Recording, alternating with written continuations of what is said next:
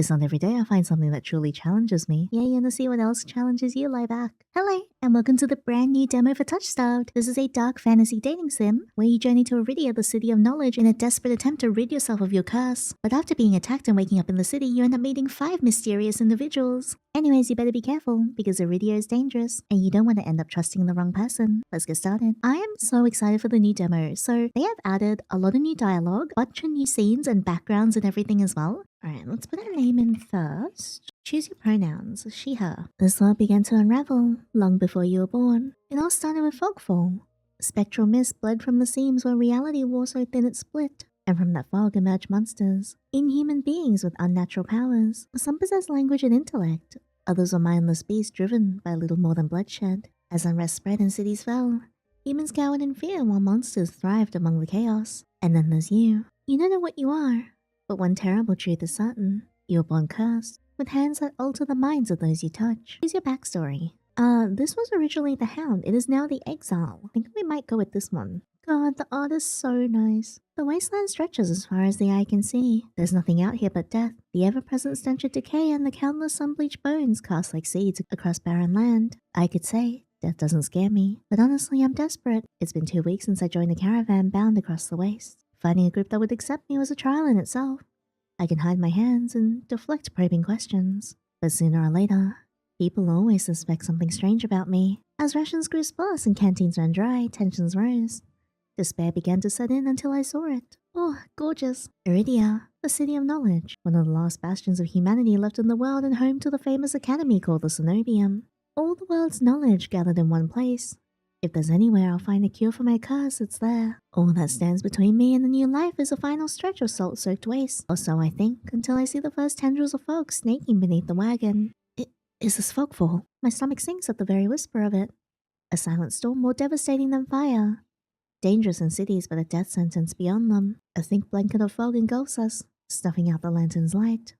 The wagon lurches to a stop, an eerie silence heavy as the mist falls over us. The only warning we get is a strangled scream. Stay back! No! The cry dissolves into wet gurgling. Then the wagon violently pitches to the side. I hit the ground hard, the air punched from my lungs. When I opened my eyes, adrenaline lent sudden awful clarity to the carnage around me. Oh cool, sweet. A trader I once shared bread with lies face down in the mud. The back reduced to long strips of torn muscle, gleaming gristle and exposed bone. Bodies litter the wasteland. I try to rise, but my ankle explodes with pain so blinding white blooms across my vision. Only when my eyes finally adjust do I see the dark shape before me. A Soulless stoops over the twisted form of a caravaner. I freeze as it swivels its head. A dozen bulging eyes twitch in my direction and blink as one. You know what? I know this is one of the love interests, but I still would. Look at the tentacles. Look at it. Look at the tiny waist. He's so pretty. The Soulless lets out an ear-splitting shriek and charges me. But right before it reaches me, the beast barrels past, vanishing into the mist. A horse screams in the distance. I need to move now. Run for the city, head towards the wagon. Head towards the wagon, why not? I take cover beside the wagon where the air is thick with greasy smoke. Fire eats through the gaping hole, spluttering when lantern oil mixes with brackish water. Every person I see is dead or dying except one. Oh, Mother, forgive our sins. Guide us unto your hearth, we are worthy. We are worthy. A traveler grovels by the flames. Their hands clasped above their head in fervent prayer. I glance upwards towards the gauzy lights of Eridia, just visible where the fog runs thinnest. I don't pray, but the sight of the city is all the reminder that I need. I came too far to die here. Rapid footsteps echo all around me. I turn in circles, frantically searching the opaque mist for the source. But the fogfall twists and stretches sound. Suddenly the caravan's driver bursts forth from the fog. Our eyes meet too late. He knocks me to the ground and slips in a patch of mud. The Soulless instantly falls on him, catches the driver by his throat and rakes his stomach with razor-sharp claws. He comes apart like wet paper, spilling intestines and viscera on a steaming tide. Oh God, what a line! Finding the urge to heave, I claw frantically through the slippery muck for a handhold. Shit! My hand catches on the jagged edge of a rib jutting up from the water. Bandages unfurl around the gouge torn deep into my palm, but the pain's quickly forgotten when a hand closes around my wrist. Oh no! I mean, that can't be good. Can you stand? The praying traveler leans over me. We need to run. They reach for my hand. I realize too late that my bandages have come undone. No, don't touch me! The sensation of their thumb brushing the back of my hand sends a shiver down my spine. All it takes is one touch, and in the space of a breath, my curse takes hold. Their lips peel back into a deranged grin. I always feel so bad about this guy, because he's trying to help us, and then we f*** him over. poor unnamed soul who I'll never meet again. I've seen this face countless times before. This is my curse. Madness of my own making. The grip on my hand tightens until pain radiates from my knuckles. Let me go. Suddenly, clammy hands crush my throat, choking off my breath. You know, if this was any other situation, the choking would be okay, but no, this is life or death. Spit bubbles at the corner of my mouth and flecks my face. The edges of my vision darken as my lungs shriek for air. Fight them off. My nails gouge deep into the traveler's wrist, but no matter how much blood I draw, they don't flinch. The more I struggle, the tighter their grip. My pulse hammers in my ears, slowing with each thudding beat. This can't be happening. I'm going to die. And not because of the fogfall or the soulless, but because of my curse. Tears sting my eyes. No, not here. Not like this. But then the hands drop from my neck, leaving me wheezing for air. My lungs burn with each ragged cough. My vision clears and the traveler's face takes shape. Hovering inches from mine, lips still split in that macabre smile even as blood seeps between their teeth. They give one last shuddering breath and then slump over, the claws hooked through their stomach. The Soulless shoves the body aside, its glowing eyes narrow as though grinning. There's a flash of claws. Red spills across my vision. I thought there'd be pain, but as I sink into the murky water, all I can feel is the grit of silt filling my mouth and the icy embrace of shallow water. I spun arm resting among an outcrop of reeds, mine, neatly severed at the elbow. I should have taken both arms. Without them, maybe I could have survived. Maybe I could have had a home. Instead, I'll die. Cold and alone in a desolate wasteland. A fitting end for a monstrosity like me. Well, goodbye, Yandere, that's it. I'm done in rings. If this is death, it is not as bad as I feared. The cold is gone, as is the choking stench of bog water. I could drift forever, cocooned in oblivion, until all thought and sensation vanished. No curse. Nobody howling at me in madness and terror. Nothing at all. The thought has terrible appeal to it. But I take a reflexive breath and air pours into my lungs and then out again in a ragged gasp. Feeling comes flooding back. Warm cloth on my bare skin. A firm surface beneath me.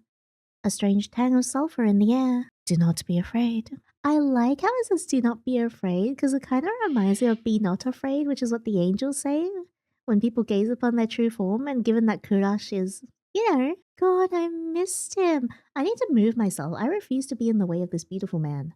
Down here, Yandere. Down the bottom you go like the bottom you are. He's so gorgeous. I've missed him. I twist my head towards the voice. Tears flood my bleary eyes at the bright glow of lamplight. Try not to move. The voice is calm, steady, and commanding. But more importantly, it's a stranger's voice. One thought cuts through my mental fog. I have no idea who this is, and I'm completely at their mercy. I mean, I'd happily be at the mercy of Kuras any day. Stay away from me! My words come out in little more than a creaky whisper. I clap my mouth shut, hating how weak and helpless I sound. No. Who the hell is this? One of your husbands? Sit up because I'm annoying like that. I manage to push myself up on one elbow, but my head swims and my surroundings give an alarming lurch. A stubborn patient. I don't have the strength to dignify that with a response. Instead, I pull the sheet up higher and wipe my eyes until my vision clears. Oh, he's so pretty. Look at him. Wow. Oh, I miss you. The stranger towers over my prone form. Warm light limbs his pristine medical coat. I instinctively shrink back. And that's when I realize I'm completely naked except for a thin linen sheet. Wowee. Naked. Lying on a low cot with a pair of sharp golden eyes watching my every move. The man's gaze flickers to my exposed, unbandaged hands. Can I just say, Kuras has like one of the most gorgeous side profiles I have ever seen in my life. Like his nose is so pretty. Like my god, that is like one of my favorite features. I plunge my hands under the sheet. Though it's too late. He must have noticed what they look like. Strange.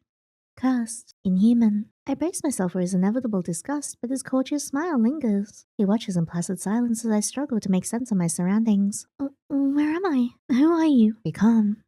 You're safe here. Whoever this is, he clearly has no idea who or what I am. I've never been safe anywhere with anyone. Even my own mentor, my teacher, thought I was nothing but a convenient specimen to be used and discarded. I scowl, pulling the sheet protectively around myself. Where are my clothes? The man's golden eyes narrow slightly. A sharp sigh rustles the papers in his hands. I see you're not to be dissuaded. Your clothes were torn to shreds when I found you, but I procured replacements. With a soft creak, he rises from his chair, giving me a better view of my surroundings. This looks like the medical clinic. Bottles of silvery alchemical concoctions line the counters in neat rows. The air makes my nose twitch. A faint whiff of smoke and something distinctly metallic. Oh my god, he's so pretty. The doctor produces a large, dense bundle of cloth, which he sets at the foot of my cot. He's easily a head taller than most, and I have to crane my neck to look at him. Thank you. I should be polite if I can. Especially since I don't know who this is, what he can do, or what he wants with me. You are very welcome. I will leave you to get dressed. I love how long his hair is, it's so pretty. With a curt nod, he leaves through a narrow door. I hear a soft click as the lock turns behind him. When I don't hear any more footsteps, I reach for the bundle of clothes. An itch on my elbow stops me short. I reach down absently to rub at it and freeze when my fingers meet a neat line of stitches. I know what I saw. That beast took my arm clean off, and yet the limb shows no sign of injury apart from the black stitches poking through my skin. I gingerly flex my fingers, feeling my heart race at the sensation. This isn't possible. I should be dead. Or at the very least, gasping out my last breaths. I squeeze my eyes shut, waiting for the pleasant dream to unravel, to wake up and find myself bleeding out in the swamp. But nothing happens. The seconds tick by and my arm remains resolutely healed. My surroundings pristine and quiet. In numb disbelief, I grab the replacement clothes and begin stiffly pulling them on. They're thicker and warmer than mine were, bundled with a black woolen cloak. But there's one thing still missing. My bandages. The doctor didn't leave me with any, though I know he saw my hands. I slide off the bed and take a few unsteady steps towards one of the drawers. If this is indeed a doctor's clinic, there must be bandages somewhere. I start opening the drawers at random, and of course, that's when the door swings open. Are you looking for something? I whirl around, clutching a thick roll of clean bandages. I try to step back from him, but my legs bump up against the cot. Your caution is understandable, though if I meant you any harm, you would know. That doesn't make me feel better in the slightest. But he makes no move towards me, so I quickly wind the bandages around my hands. The glowing scars and mottled skin disappear under a layer of clean white cotton. May I ask why you need additional bandages? I can help you if you tell me what ails you. I doubt it. Traveling to Eridia was a gamble born of desperation rather than hope. Nothing has come close to curing my curse. And yet, my left arm twitches. The arm that was severed before my very eyes. The doctor's unblinking gaze follows my every move. It's clear he won't drop this without some sort of answer. The bandages protect me, and they warn others to stay away. I tried every way of covering my hands, and this works best. Most people avoid touching me as soon as they see the bandages. An illness then, or a less mundane affliction spread by contact. I flinch. He doesn't even sound surprised. And that's far too close to the truth for comfort. Decline to answer. Well, it's personal, and I don't really want to get into it. I have treated every affliction under the sun. I may have answers that you do not. An involuntary snort of laughter escapes me. Where would I even begin? Would he even believe me if I told him? I shake my head. I need to know more about this doctor before he figures me out. Who are you? You may call me Kuras. And where exactly am I? Eridia, which I assume is your caravan's destination. I can think of nowhere else for a group of travelers to go. Eridia, so I made it to the City of Knowledge after all. I should feel relieved, but all I can manage is a vague sense of increasing unease. How did I end up here? I brought you to my clinic, of course. You're the only survivor from a caravan barely clinging to life. You needed immediate treatment, which you provided. Yes, he says it so simply, as if I'm a small child and he's explaining basic addition to me. I frown and flex the fingers on my recently healed arm. Aside from being a bit stiff, it feels fine, thoroughly attached to me. You're saying that you stitched my arm back on? Pardon? A Soulless attacked the caravan. It ripped everyone to shreds. It tore my arm clean off. But when I woke up here, I spent my entire life learning from a Cenobian mage, and I know of no alchemy or magic that could reattach a severed limb. Even if he somehow could heal me with magic, I should be able to detect traces of it. But I sense nothing out of the ordinary. The doctor, Kuras, pinches the bridge of his nose. He sits back down in his chair quiet for a long time. Oh, he's sick of me already? I mean, I don't blame him. I do not know where you come from, but Eridia is a city of knowledge and deadly secrets alike. Information is power, and one should not give or receive it freely. Since you refuse to divulge your secrets, I will not divulge mine. I do not even know your name. I was just you are new to Eridia, so I will overlook the specific breach of etiquette. Do not expect others to extend the same courtesy. Do you understand? He glances at my freshly bandaged hands. Loath though I am to admit, he has a point. I'm a complete stranger to him, yet he saved my life. I take a deep, steadying breath. This time when I speak, I sound a bit more like myself. Yinny. My name is Yinny. It is a pleasure to meet you, Yinny. There's a little more warmth in his smile. His polite demeanor back in an instant. Thank you for saving me. Thank you for saving my life. I chance a smile in return. Even if he won't explain how he did the impossible, there's no doubt in my mind that I'd be dead if not for Kuras. Think nothing of it. I'm not sure if he's just being excessively courteous, but his words only raise more urgent questions. I have to ask, why did you save me? You don't know me. The question seems to startle Kuras. I could hardly leave you to die in the waste. Assisting those in need is the very essence of a doctor's duty. I've never met a doctor who also handed out free clothes. My fingers find the edge of the cloak. There's a subtle but delicately embroidered pattern around the hem. I try not to think about what price Kuras might demand for such well-made clothes. No, I suppose not. Forgive my assumption. I rarely come across such a fascinating patient. I blink. What did he just say?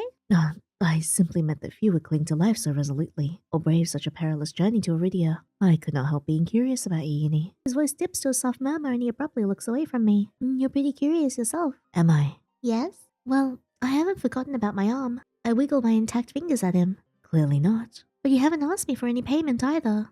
I require none from you. Travelers do not have an abundance of coin, and leaving you destitute in a strange place would be unethical. He's so sweet. I want to marry him right now. I fall silent, unsure of what to say. Nobody would help a horror like me for free. There has to be some kind of catch or trick, right? A loud knock at the front door stops our conversation cold and spares me from having to say anything else. Duty calls. Unfortunately, you are not my only patient today. The knocking grows more insistent and Kuras lets out a tired sigh. Please wait. Though he says it quietly, the clamor on the other side of the door abruptly stops. Do you need anything before you leave, Yandere? Oh, between the Soulless attack and my miraculous survival, I'd almost forgotten why I came to Eridia in the first place. I need directions to the cenobium. The cenobium? He's so hot when he's angry, look at him. The look on his face is downright chilling. He pauses, choosing his words with cold deliberation when he speaks again. Whatever you seek, it is very unlikely you'll find it there. The cenobium's gates open for precious few visitors, and even if they open for you, you would not like what you found inside. My heart sinks. Is he saying that I came all this way for nothing? Risked life and limb for nothing? No, that can't be. I've only just arrived and Eridia is the largest city still standing. There has to be a cure for me here. Then if not the cenobium, where would you suggest? Do you know anyone else in Eridia? I shake my head. Then I suggest a local guide. Head to the Wet Wick. Ask for Leander, the leader of the Adderstone. I'm so excited. Also, I believe this is a new name. Leander's my favorite. Excuse me?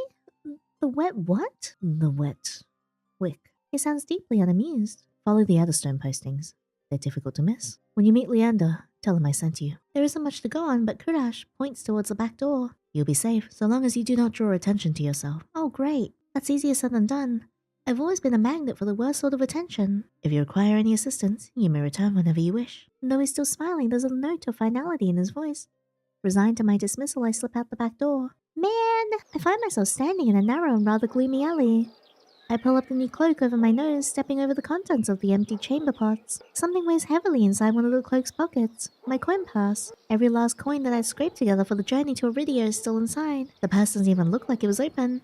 There were so few coins to begin with, they probably weren't even worth stealing. Imagine being so poor, they didn't even bother with you. I glanced back at the clinic's closed door. Kuras didn't take any payment. He didn't even ask for a future favor. But he also said that in Eridia, secrets are power.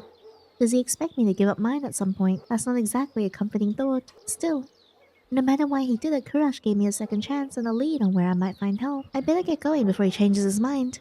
I squeeze out of the alley and into the crowded main street. The line outside Kuras's clinic stretches down the road. Two thin peddlers queue along the weathered elders. If the place is in desperate need of a free clinic, it's this one. The cobblestones are treacherously rough under my feet. Deep grooves worn between them by regular flooding and decades of hard use. I knew Eridia was a river city, but I didn't expect it to look so eroded. The buildings are tired and dilapidated, all crammed together in narrow streets. A child darts by, clutching something greasy wrapped in paper. The smell of fried food drifts over to me, and my stomach gives a faint gurgle. This morning's catch, fried up hot and fresh, not too many eyeballs today. Aww, ew. That sounds disgusting. But I'm starving, so I duck my head under the store's grubby awning. A large fish leers up at me, its three bulging eyes still visible through the thick layer of crispy batter. The vendor gives me a gap-toothed grin. What's the cheapest thing you've got? The vendor points at a metal basket of what looks like long strips of savory fried dough. Like youtiao? Fresh long lance, 3 copper apiece. Don't burn your mouth. I take the coins out, counting them gingerly. At this rate, I might not even be able to afford dinner. Reluctantly, I drop the payment on the counter and take my meal. 2 streets later, I pass under a wrought iron archway adorned with dangling garlands of red and pink lilies. The buildings in this quarter are a dizzying riot of color. Painted walls and tinted glass everywhere I look. Sheer pink and red curtains flutter in open doorways. Musical voices call out invitingly. Incense mingles with the pungent scent of flowers barely covering the salt and musk of warm bodies. This must be Eridia's entertainment district. I'm polishing off my food and dusting the crumbs from my hands when I spot a poster. It features a silhouette of a smiling man wearing a single dagger-like earring, and the words "The Adderstone" printed above his head. I pause before the poster. What a curious choice of a name. A semi-precious mineral that draws out poison. Ooh. Interesting lore tidbit. I wonder if it has anything to do with what Leander's hiding. If Leander is the leader of the Otherstone, then the face printed on the poster is likely his. I followed the line of identical posters around the corner and nearly hit my head on a precariously dangling wooden sign. Looking up, faded orange letters read, "The Wet Wick." The facade of the building looks like it's seen better days, but I hear faint music and laughter coming from inside. Oh, I can't wait to see him again. I missed him so much. It's not even midday yet. Yet the wick is packed. Also, this one's like one of my favorite backgrounds because I love how the bottles are drawn in the back.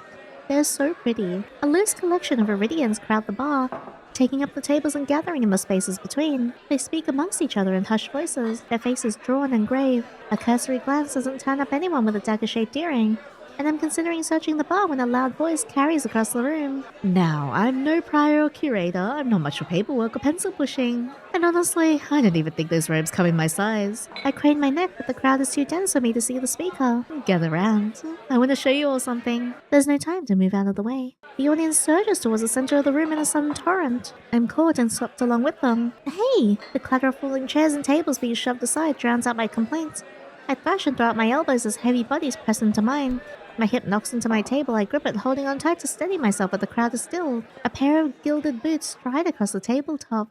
Oh my god, he would be so flamboyant. Oh, Leander, I've missed you. I can't wait to see you again. Ugh. Having the first shot, beyond his boobers, is absolutely diabolical. If you want nothing but guidelines and practical policies and needless bureaucracy, you know where to go. I drag my eyes upwards, reluctantly. Reluctantly, might I add. Oh my god, less reluctantly, you're so gorgeous. You're just as pretty as the day I met you, good god. A man towers on the table in front of me, arms spread as he addresses his rapt audience. Maybe he can spread something else instead, huh? But I'm not gonna wait for word from on high. His impassioned words provoke nods and excited whispers, but nothing is as captivating as his brilliant smile. It beams at the crowd around him, a performer on his makeshift stage. And unlike those clerics, I don't need the abbess's approval to cast a spell or two. He raises his hand above the audience. The dagger-shaped earring dangling from his left ear catches the light in a flash of gold. It seems I found Leander. I find Leander's imagery so interesting because the earring features an Ouroboros, which is, representing rebirth, immortality, and undeath and renewal. So it's very, very interesting. He's got a lot of snake imagery as well. If you look at some of the trailers and everything, it's very obvious he's not as nice as he seems, and I'm very, very keen to see how it plays out. Which is probably why I also like him so much as well, because we like the ones that betray us, right? These are our streets. We make our own luck here. He snaps and a flash of pale green light erupts from his hand. Oh my god, it's so pretty. With a flick of his wrist, Leander conjures a ribbon of glittering light. A delicate flower stem sprouts from between his pinched fingers. One by one, glowing lily petals unfurl. Also interesting as well, lilies represent purity, innocence, but also death. And his name, Leander, the original name is oleander, which is also a poisonous flower. But yeah, the name oleander is also reminiscent of the Greek myth between Hero and Leander, which is a very sad love story. So I'm not too sure if that has anything to do with it, but it's interesting that one of the origins of his name is a highly poisonous flower, which is commonly found in Australia. Yippee. Leander raises the flowers with a flourish and the bar bursts into clapping and cheers. My mouth hangs open, and not just on account of the impressive performance. There was no incantation, no spell circle. I'd never seen such a beautiful and intricate spell cast so effortlessly. With skills like that, it's no wonder Kuras sent me here. Leander plucks the shimmering flowers out of the air and turns in a slow circle. Now, who could use some good luck? Eager onlookers scoot closer to the table, but Leander's cool green eyes slide right over them and lock on me instead. How about you? Wow, flirting already? Odd way to propose, but yes. My chest grows tight. Suddenly I'm in the spotlight. Take the flowers. I reach out and take the flowers from him, all too aware of my trembling fingers. There's no weight to them, only a faint warmth that radiates from the stems. As soon as the lilies leave Leander's hand, they dim and fade away in a shower of opalescent light. To my surprise, Leander laughs under his breath. That's the problem with flowers. They don't last long, but they leave an impression, right? Yeah, you certainly have left an impression on me. There's an impression in your pants as well, can I see it? He grins at me and I find myself smiling back. Oh, he's so pretty. So pretty. Me with my black-haired men with dark eye circles? Absolutely just, oh god. Ooh, Leander steps off the table, dropping among the excited crowd with a clink. Alright, show's over. Back to work, everyone. The audience disperses and Leander heads towards the bar. Now's my chance. I start after him only to find myself face to face with one of his followers. Where do you think you're going? I need to talk to Leander. Uh-huh, you and half of Lowtown. Leander's busy right now. Adderstone business. Come back tonight. After the moment we shared, surely Leander can spare a word. But the follower crosses her arms, unmoved. I glance over her shoulder, hoping to catch a glimpse of Leander. As though sensing my gaze, he looks up and for a moment our eyes lock. Then Leander turns away to murmur something to the group gathered around him. The follower moves to block my view. You hear me? I'm not looking for trouble. This Dr. Kuras said I should find Leander. She's interrupted by a hand resting on her shoulder. Kuras sent you. He said you could help me. Leander nods at the woman and she steps aside wordlessly. Follow me. He leads me to the crowded bar. There's so little room that his broad shoulder presses against mine. Well, I tense, but he doesn't seem to mind at all. Sorry about that. The others don't watch out for one another, but they can be overprotective at times. Lesson learned. Leander flashes me a broad grin. You're new to Eridia, aren't you? He says it with a genuine air of curiosity. Do I stick out that much? No. But I'm certain I'd remember seeing a face as lovely as yours around Lowtown. I bet you say that to everybody, but I'm just gonna pretend that I'm special. My eyes drop to the polished countertop. I'm not used to flattery, and being this close makes eye contact difficult. As if on cue, the bartender approaches us. What'll it be? Surprise me. And add anything my friend wants to my tab. I'll have what he's having. While the bartender leaves to fix our drinks, Leander leans his elbows on the counter, his sleeves right up, revealing a long raised scar. I catch myself following the winding path across his forearm. Leander's eyes wander over me in return. Whoa! When they lock on my bandaged hands, a bitter taste rises in my throat. Here come the questions. Is there any chance Kuras sent you here for cheap drinks or barely edible appetizers? No. He pushes his hair back from his forehead, sighing when it immediately falls back into place. That's the doctor for you. Always business. I'm not even sure he knows how to relax. The bartender returns with a pair of glasses. I raise mine and give an experimental sniff. It smells faintly yeasty, like beer but with an undercurrent I can't quite place. A quick sip confirms my worst suspicions. It's awful. Briny and sour with a distinct hint of pickle flavor. Ew! Beside me, Leander takes a deep swig from his glass. So, how can I help you? I need to get to the cenobium. As soon as the word cenobium leaves my mouth, the group standing nearby falls silent. From the wary looks thrown my way, it's clear I've broken some taboo. It had to be the cenobium. Leander pushes away from the counter. Let's continue this conversation outside. I rise to follow him. Leander leads me into an alleyway tucked behind the wet wick. Layers upon layers of frayed and faded Adderstone posters plaster the walls. Seeing them side by side, the resemblance between Leander and his printed likeness is impressive if abstract. Kuras didn't send you here to ask for a personal escort to the cenobium, did he? From his tone, he already knows the answer. No, he suggested that I reconsider. Yet here you are, asking about a guide anyway. He looks at me expectantly. I don't want to tell him about my curse. The less people know about my monstrous capabilities, the better. Thankfully, Leander takes my reluctant silence as an answer. Are you aware of Eridia's particular currency? Information's worth its weight in gold here. I don't much care for outdated traditions, I'll be completely honest. The cenobium won't help you. They're more likely to torture you than lend a hand. Torture? My teacher never described anything like that. But the cenobium's supposed to be a place of learning. A sanctuary. And the cenobium has always been heralded as the last bastion of human knowledge. A shining beacon in the hope of a fading world. If any place held answers, it would be the cenobium. That's why I came here. Leander nods patiently. You're not the first person to fall for their propaganda. Propaganda is also what Australians say when they're having a close look at something. Get it? Propaganda? Oh, shut up, Edie. I grew up idolizing the cenobium. I wanted nothing more than to join their ranks. To learn magic from the best. To make a real difference. I was young and blinded by the legends and the legacy. I was so damn naive. He shakes his hand. All it took was one trip here to Lowtown to show me the truth. Unless you got a heavy purse or highborn blood. The cenobium doesn't give a damn. They'll never open their gates to the ones that need help the most. And then it's all a lie. Things that seem too good to be true are often just that. Such a simple statement, and yet it leaves me reeling. Leander watches me as though weighing something in his mind. But that doesn't mean you're hopeless. Far from it. I founded the Adderstone to help people like you. We settle disputes, slay feral Soulless. Hell, we've even been known to patch a leaky roof or two. Whatever troubles you, we can help.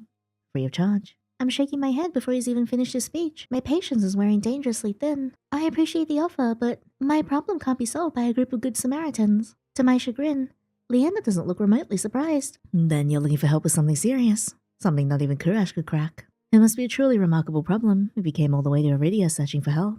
Tell me, how can I help you? Leander may not work for the cenobium, but if his demonstration was any indication, then he's even stronger than the mage who raised me. She couldn't do anything about my curse, but maybe. Indecision gnaws at me. I don't know if I can trust him. but it's not like I have any alternatives. I hate to admit it, but this might be my only path forward. My confession comes out in a strained whisper. I'm cursed. He looks me up and down, taking in my face and my eyes and finally my hands. Is that why you bandage your hands? My touch is dangerous.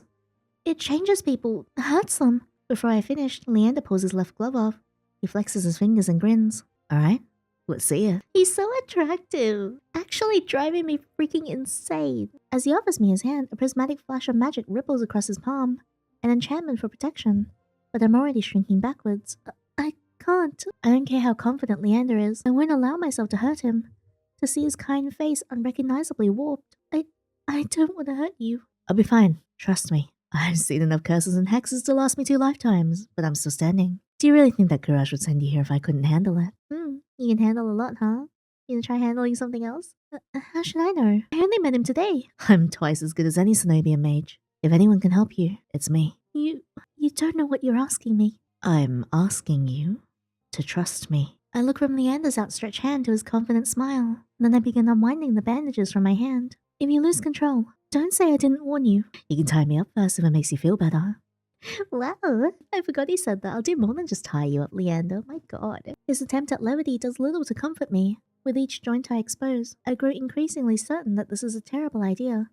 But if he's bothered by how my hand looks, he doesn't show it. Alright, deep breath. On my count. My fingers hover shakily over Leander's palm. 3, 2, 1. I want to do the hold back, because I'm pretty sure he grabs our hand. I hesitate at the last second. Leander does not. His hand closes tightly around mine. The instant his fingers graze mine, his expression goes blank. Leander? I try to pull away, but his hand remains locked. My stomach sinks. Fear gripping me even harder than Leander as he takes a slow, deliberate step closer. His other hand rises, fingers outstretched and angling towards my neck. No, you're... Just fine. You aren't joking. The curse is something else. Leander's hand lands gently on my shoulder to steady me. I didn't even realize I was shaking. I search Leander's face for traces of madness, but his eyes remain a clear, soft green. Neither of us speak as I trace the contours of his palm, lost in an awareness I wasn't anticipating. It's not as though I've never been touched before. My curse only extends to my hands and desperation spurs creativity, but all that pales in comparison to this. I've never experienced such intimacy. My fingers, long deprived by years of bandaging, pick up every single detail. The grooves along his palm, the smooth shell of his nails, the bones in his wrist. For as long as I've lived, I've never been able to hold someone's hand without dire consequences. I never realized what I was missing. While Leander's pulse is steady, mine hammers as fear gives way to excitement. Keep touching him. Woohoo! My hand glides over Leander's wrist and up his arm, where smooth skin abruptly gives way to a raised scar. It matches the one that runs from his collar to cheekbone. Could it be the same wound? After seeing him shirtless, yes. When I glance at Leander's face, his lips part as he considers his words. Am I the first person you've been able to touch like this? My hand goes still on his arm. So far. Then is it everything you wanted? Stop it! Stop it! I know you're suspicious. I know there is something wrong with you. Stop it. Don't entice me like that. Are you single? When I nod, Leander turns my hand in his to inspect the gleaming fissures crisscrossing my knuckles. There's no revulsion in his face, no fear. He looks up at me and grins. It's not every day I meet someone as enticing as gold. He winks and lets me go. I draw my hand back and take a steadying breath. My head feels like it's stuffed with cotton. Habit alone guides me through the motions of rewrapping my hand. Then my fingers tremble too much for the bandages to lie flat. I can't believe that worked. I've really forgotten my manners. May I ask your name? I'm Yinny. Yinny. This curse of yours is unlike anything I've ever seen before. I can tell you're careful, but it's best you kept this between us. You're staying in Lowtown. I pause. Room and board was something I'd yet to consider. I don't know. Let's get you properly settled then. The wake is noticeably quieter. Without their leader, most of Leander's followers have dispersed, or in a few cases fallen asleep beside their drinks. Got any rooms left, or did my lot grab them all to sleep it off? The bartender, who I now realize doubles as an innkeeper, slides a key onto the counter. The usual room? Leander's laugh sounds slightly strained. Yeah, I'll give him something else to be strained about, as in strained in his pants. No, not today. This is just for my friend Yinny. Right, stay as long as you like. You two have fun. Well, we will. Have fun? Leander clears his throat, then holds the key out to me. I hesitate. My coin purse barely holds enough for a day's worth of meals, let alone a room. How much do I owe you? Nothing. My treat, since you shared your secret. Can you treat me to something else? Food, drink, a warm bed, anything you need. What if I need you? Carefully, I take the key from him. It's small but heavy in my palm. I never expected to have a warm bed in Eridia, let alone free meals. Thank you. Eridia is twice as dangerous as it is wondrous. Be careful out there, and if you need a reprieve from what haunts you, come find me. I need a reprieve right now. Oh, what a coincidence, Leander, you're right here. Touch me. I nod, taking one last look at the gleaming bronze key before tucking it into the pocket of my cloak for safekeeping. Leander gives me a friendly wave before returning to the bar. Oh, so pretty! One of my best friends did this background art. She's so talented. So incredible. Absolutely wonderful freaking human being as well. I adore her to bits. I'm so happy. I'm so happy seeing her work here. God, this looks so good. Dusk glitters on the sparse rays of light illuminating the room. The furniture is tired, the walls cracked, and a large lumpy bed serves as a centerpiece.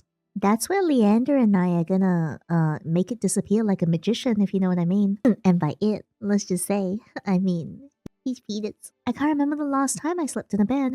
And I never imagined I'd sleep in one tonight. When I collapse onto the bed, the springs let out a shrill squeak. Finally, I can allow myself to rest. My eyes fall shut before long. God, oh my god, seeing the daytime version is so pretty as well. I wake to pale sunlight filtering through the narrow windows. Despite the clamor of the tavern below, the precious hours of rest have restored my strength and gifted me a flicker of cautious optimism. If I play my cards right, today could be the day I get closer to finding a cure. I quickly head out of the wet wick.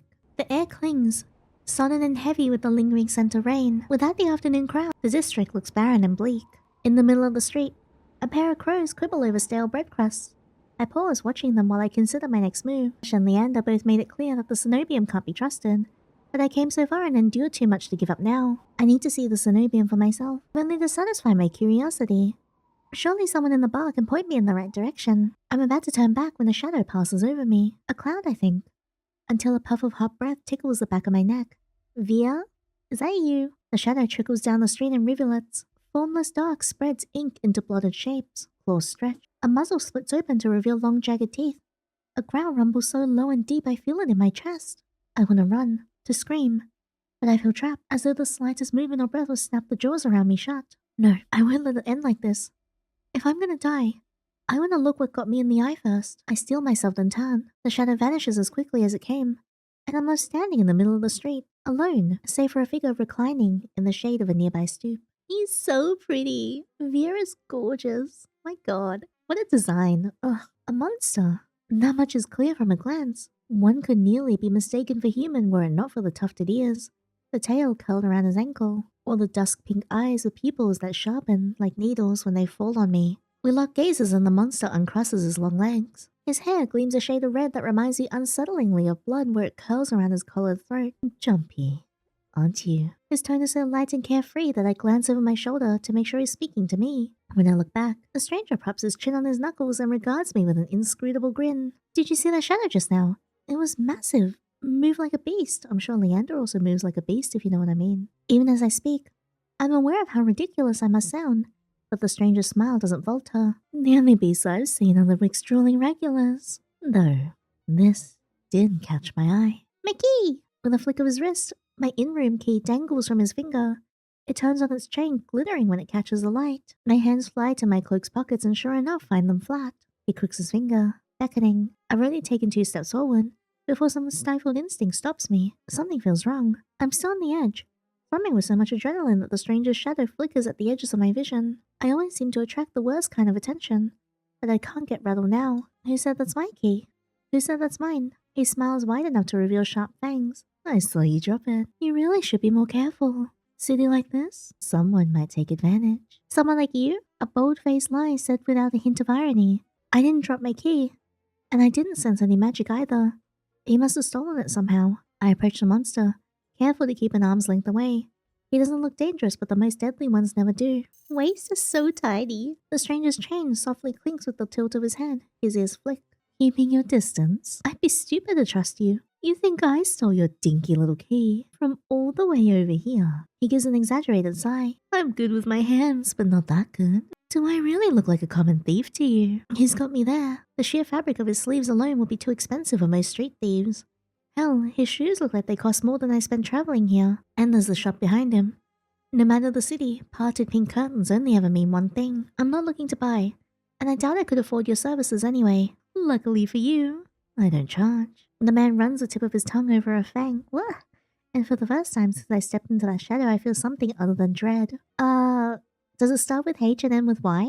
My face grows hot. I didn't mean to assume. I'm flattered, really. Did you think you could pay to pet my ears? I just need my key back. Ask nicely, and I might even let you tug my tail.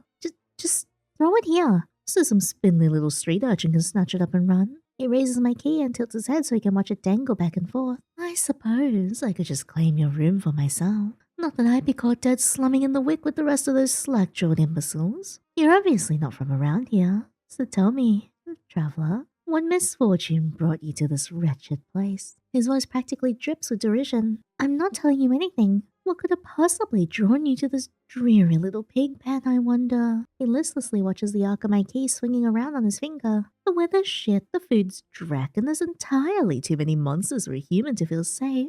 Unless... Dagger-sharp eyes flick towards me. They gleam bright with amusement. Unless you're just dying to consort with monsters. I mean, I'm somewhat of a monster f***er myself. Why are you offering? By now my embarrassment has worn away, leaving simmering impatience in its place. If this is a shakedown, it's the most frustrating one I've ever been in. Let's play along. How'd you know? How'd you know that I spent all my money, starved, and nearly died in a swamp?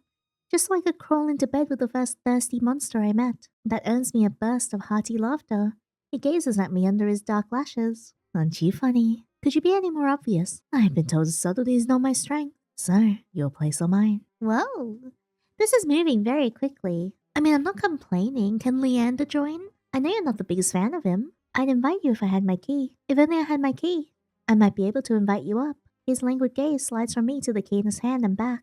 Take my hand. We'll go together. The more he flirts, the more convinced I become that this is some kind of trap. No matter how innocent monsters look, they always have tricks up their sleeves. And something tells me that this one's more dangerous than he lets on, even if he does have a lovely laugh. I don't know what you want, or why you're messing with me, but I'm not coming any closer until I know you're not going to attack me or bite. I won't bite hard, unless you beg me. Wow, please? No matter what I say, he finds a way to twist my words into innuendo. Yeah, I think him and I are going to get along very well, because that's what I do as well. Even when I'm silent, he goes on as if we're having a conversation, not a standoff. Do you like dancing? There's a traveling troupe performing in Hightown tonight. Their lutus is utterly exquisite, truly a performance to die for. There's life in this dreadful place if you know where to look. You sound like you know the city well. The monster's gaze flickers from me to the key hanging from his finger. Naturally, this dump was little more than a miserable little smear on the map when I first arrived. High town, low town. I know Eridia like the back of my hand. What about the cenobium? Do you know where that is? His smile vanishes. Man, everybody hates the cenobium. I'm remembering this now. Surely you've seen it. That absurdly large tower looming over the rest. It's a little hard to miss. He must mean the spire I noticed when I first caught sight of Eridia. Cenobium's overrated. Forget about it. I can show you things those stuffy boars in their limp dick tower wouldn't even dream of. What do you say? How about the two of us have a little adventure? I've already got plans. Have you some pressing matters at the cenobium? Lunch dates with the librarians? Tea time with the most esteemed abbess? That's my business. What's it matter to you? I square my shoulders and the amusement bleeds out of him. Your loss. The stranger, finally bored of his own tedious game, extends his hand towards me. The key rests on his palm, neatly dividing skin and leather. When he makes no other move, I reach for the key. But as soon as my elbows graze smooth brass, his hand springs shut around my elbow. Hey! He yanks me down and I stagger, my shoes slipping on the steps. For a sick moment, I fear my bandages will unravel under his touch, but he's careful not to disturb them even as he grips my arm. And I knew I smelled blood, eureka the road, and death, and that freaking doctor. His voice, once silken, lowers to a smoky growl. The shadows around him seethe and boil, and something else. He murmurs against my throat, nose grazing my jaw. His breath trails down my neck, sending a thrill of dread through me. His wide, flat eyes gleam with naked hunger as he gazes at me. Well, I mean, I don't mind being eaten. Let go. Just when I fear he'll bite, his grip loosens and his eyes widen with awe. It seems I underestimated you. You're Vere. The stranger's ears flatten, and he releases me with a short breath. I yank my arm back, massaging my bandages. He twists around to see a woman duck out of the curtains behind him. Her cenobium uniform is nearly identical to the one my mentor kept tucked away in her closet. I leave you all for what, 10 minutes? And you're making trouble again. Will you quit harassing the tourists? The stranger, Vere, I take it, rolls his eyes and flashes the cleric a withering smile. So suspicious. Can't you see this is a friend of mine? A natural liar. He grins at me and his tail swishes coyly. The woman purses her lips at me, clearly unconvinced. I open my mouth to correct him, but Vere cuts in. I was graciously offering my dear friend some free advice. Though his voice remains light and cheerful, his expression darkens. Danger's drawn to you like a moth to a flame. It'll always find you given time. The woman clucks her tongue, as though she's heard this recital 102 times. Word to the wise, don't take free advice from lazy foxes lounging in the streets. This crook would sell water to a drowning man for the sheer enjoyment of it. She shrugs off a wilting look from Vere. Oh, please. Any friend of yours knows it's true. Now hold still. Vere rises gracefully at her approach. He pushes his hair aside so it drapes over one shoulder, exposing the long line of his neck. And suddenly, it dawns on me that the jingling I heard earlier wasn't coming from his harness, but a heavy iron chain wound around a hitching post and padlocked to the back of his collar. The woman produces a crowded keyring from her pocket. She rifles through a dozen identical keys before selecting one and slotting it into the lock. Come on. Unless your friend's tagging along on our merry little Soulless hunt. They're hunting for Soulless inside the city. Words momentarily fail me. The cleric regards me with a polite, if tight smile before marching down the stairs. Vere lingers. He stretches his arms over his head with a yawn, and I try not to stare at the way his stomach flattens when he arches his back. Your little secret's safe with me. Try not to get yourself killed. Vere hops off the stoop and bounds after the woman. His tail sways merrily, as though he hadn't just lied and threatened me. Did you try that thing I mentioned? The Leventian knot? That the one where you take 3 fingers and... Actually, don't tell me. Knowing you, it's probably disgusting. Vere's airy laughter echoes down the street. It's only after he and the cleric have vanished from sight that I realize I'm still missing something. Wait! Reflexively, I shove my hands into my pockets and find it. The room key. I raise it to the light. Sure enough, it's my key, but the realization is hardly comforting. I don't know what Vere's game was, or what he wanted from me. All I know for certain is that the Synovium saw fit to leash him, a fate I could share if that's what his vague warning meant. I let my eyes drift skyward, past the lanterns gently swaying in the breeze to the Synovium faintly visible through the haze. Just one glimpse is all I need and I can put this all behind me. This time, the key goes into my coin purse for safekeeping. Woohoo! It's easy enough to follow the winding streets, climb uphill towards the distant tower. Hours later, legs aching, sweat beading on my forehead, I finally find what I'm searching for. Hours later? My god, I'm persistent. The Synovium of the luminous void. It stands at the highest point of Eridia, surrounded by white cold walls.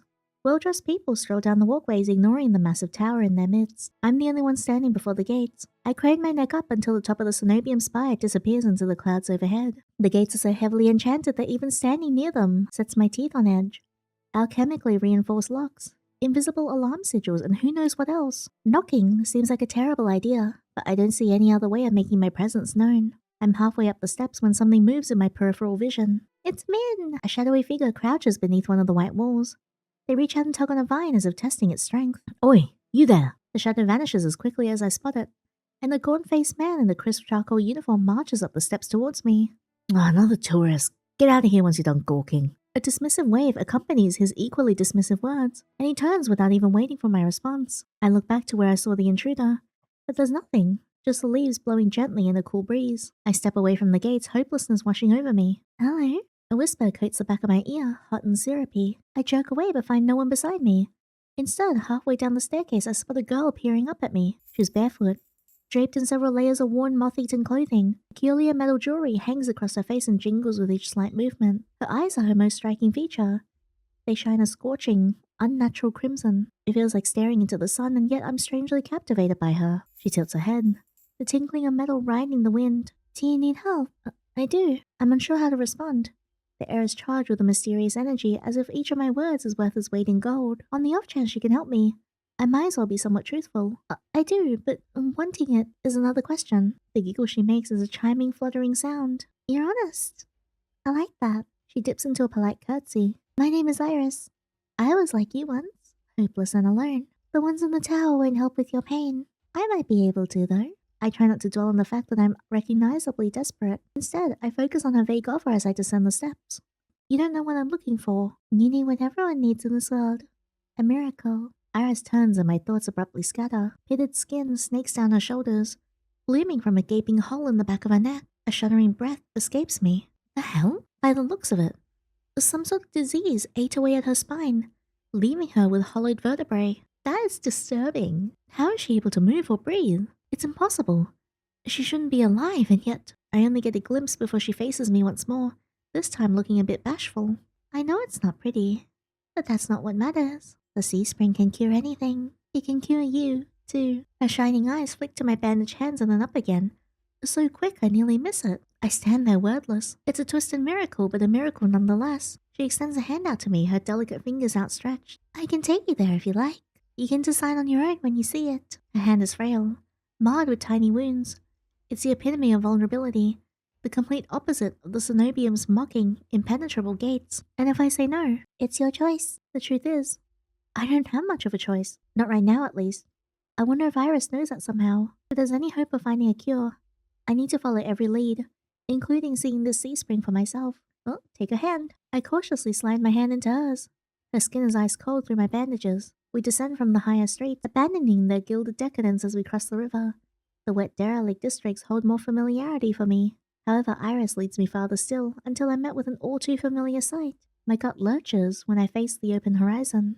The sea spring is straight ahead. Eridia's outskirts are hardly recognizable in daylight, but venturing beyond the city walls is a gamble I wasn't prepared to take so soon. I shake my head and pull away from Iris. I'm not leaving the city. She circles in front of me with a placating gesture. Don't be scared. I promise you it's alright. You're as safe inside the city as outside it, and this stretch before you is the safest of all. She casts a wistful gaze over the waste, as if admiring something beyond the vista. This region belongs to Ais. Some call him a gang leader, but he's much more than that. It's difficult to string my thoughts together. Only a fool will leave the city, but a primal instinct tells me that Iris isn't lying. She toils around with another curtsy, jewelry twinkling playfully in the sunlight. Her doe eyes soften with a smile. As I said, it's your choice. Thank you for coming this far. I hope we meet again. Yinny, I blink and she's gone. Confusion grips me as I look around searching for any trace of her, but I'm completely alone. Within the vast nothingness of the waste for company, did I just imagine everything? No, the whole encounter was real. That primal instinct insists on it, just like it did on Iris's honesty. The sea spring is straight ahead. If it managed to cure Iris, I need to see what it can do for me. I venture forth. Nerves and determination roiling together in my chest. My heart pounds with each step I take from civilization. For what seems like an eternity, I force each foot forward, one step then another, until a realization hits me. I never told Iris my name. Something pierces the horizon ahead of me. A building nestled into a tall cliffside. It appears so starkly out of place that it might as well be a hallucination. Dripping with an extravagance and adorned in honeyed mahogany, it's an ornate jewel of architecture. Dark silhouettes skirted on both sides. Trees, I think, until I'm close enough to realize that what I mistook for branches were spikes and jutting tendrils. Soulless. Several of them watch me in the distance like statues. The flashes of last night chase me. The gushes of blood and screams of death, the smell of burning flesh and sour bile. I can't go through that again. I won't. Exploding into a messy sprint, I push my legs as fast as they'll take me towards a decorated building. The next thing I know, I'm dashing up wooden stairs and crashing through towering double doors. Oh, I miss seeing this place. My lungs burn from exertion. I gasp for breath, desperate to be safe, but when I orient myself with my surroundings, it's more hellscape than sanctuary. Blood flows from all around me, overwhelming my vision with a lurid unholy red. Instinctively, my hand leaps to my mouth, but the rotten stench of blood never comes. Instead, a smoky scent hangs in the air, sharp and spiced. I swallow thickly, convincing myself it's not as gruesome as it appears. This has to be the sea spring, the place that grants miracles. Tall pillars flank me, blanketed in written notes. Seating pillows scatter the floor. A rustic kettle sits nearby. Someone must live here, despite how eerily empty it is. I love the, I guess, Shinto gate influence that Ace's place has. It's always, so cool to me. Call out. Hello? Is anyone here? My voice echoes across the cabin without response. I approach the paper-covered pillars. Maybe something he can tell me more. I reach for the topmost. I reach for a note that's higher up. It reads, "No one will read this, but it's not for anyone else. This is evidence I existed in this rotten, grim world. Even so, I wish I could have stayed longer. The bug girl will be lonely without me. I should have told her how The rest is scratched out. I wonder who wrote this. Before I can ponder it further, a sharp chill runs down my spine. Something's watching me. I quickly set the note back. My eyes darting around the wooden deck, but it's still empty. Finally, I look towards the sea spring. That stillness hides something deeper. Something wrong. Hey. I spin around and come face to face with a pack of Soulless. They chitter and growl, tendrils and spikes flaring threateningly. All different sizes and species, but sharing one identical trait. Glowing crimson eyes. I try to back away, but my heel teeters over the sea spring. I'm cornered. Watch your step. It's deeper than it looks. That voice again. At the sound of it, the Soulless freeze, their snarls quieting. Oh my god. The first shot being the crutch and the chest is certainly a wonderful choice as well. I loved how Ace's first introduction is just him sitting at like the top of the rafters just staring down at us disdainfully. God, I love a dark-haired man who stares at me disdainfully. I search for the voice's source and find it above me lounging in the rafters. He's so pretty. Look at him.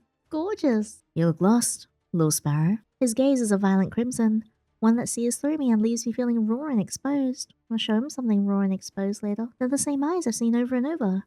First with Iris, now the Soulless circling me, all bound by the sea spring's blood red. In the shrouded darkness behind him, shapes like massive tentacles twist and coil around the wooden beams. I can't focus. The Soulless's growls ring in my ears. They're not advancing, but that could change at any second. Panic rises in my throat as I struggle to track them. Hey, eyes on me. Okay, you don't have to ask me twice. My stomach rolls as I tear my eyes away from the Soulless. Don't ignore someone who's talking to you. It's not polite. For a moment, anger knocks my fear aside. Who is this bastard? Screw you. I look right into his unnerving eyes and hold his gaze defiantly. Is that any better? A crooked grin cracks across his face. We'll work on it. I scan the Soulless again. They really aren't attacking, and they're posturing more than anything else. As if they're waiting for commands. Did you tame them? Power of the sea spring. They're hungry, so they might bite. But you could give me a reason to stop them. How about I didn't do anything wrong? Trespassing. And that's punishable by death. He gives a non-committal shrug. I called out earlier to see if anyone was here. Were we supposed to play hide and seek? Didn't hear. My voice stops in my throat. This bastard's terse coolness is both infuriating and terrifying. I rack my brain for a way to defuse the situation. Tell me what you want. I'm not in the mood for guessing games. Your hands. Alarm jolts through me, and I hide my hands under my cloak. Show me. Why? Won't ask twice. With a sharp exhale, I reluctantly hold out my bandaged hands. Are you getting off on this? Unwrap them. Heat rushes to my face and fire to my tongue. I should give him a piece of my mind, but no one is soulless on one command from ripping me to shreds. Yet no matter how much I will myself to move, my body stays frozen in place. I stand there for a long, agonizing minute. My hands are trembling when I finally raise them. I know the skin beneath the wrappings all too well. The hideous, unnatural flesh I've grown to despise. I grip the edge of the bandages. Stop. With a weary sigh, the man slides up the beam, lands with a thud that shakes the panels underfoot. He's a monster, with an imposing figure that towers over me.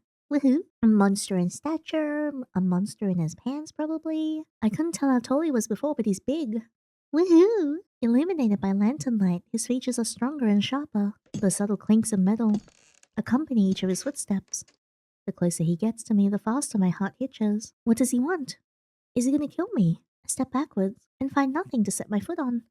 I'd forgotten my back to the sea spring. I fall right before a warm hand catches my lower back. Wow! I'm hovering above the sea spring, the scent of smoke and leather enveloping me. Blazing eyes bore into mine. Told you to watch your step. I'm too stunned to muster a response. Like I weigh nothing, he guides me back to solid ground. Following a subtle gesture from his fingers, the Soulless around us disperse and relax.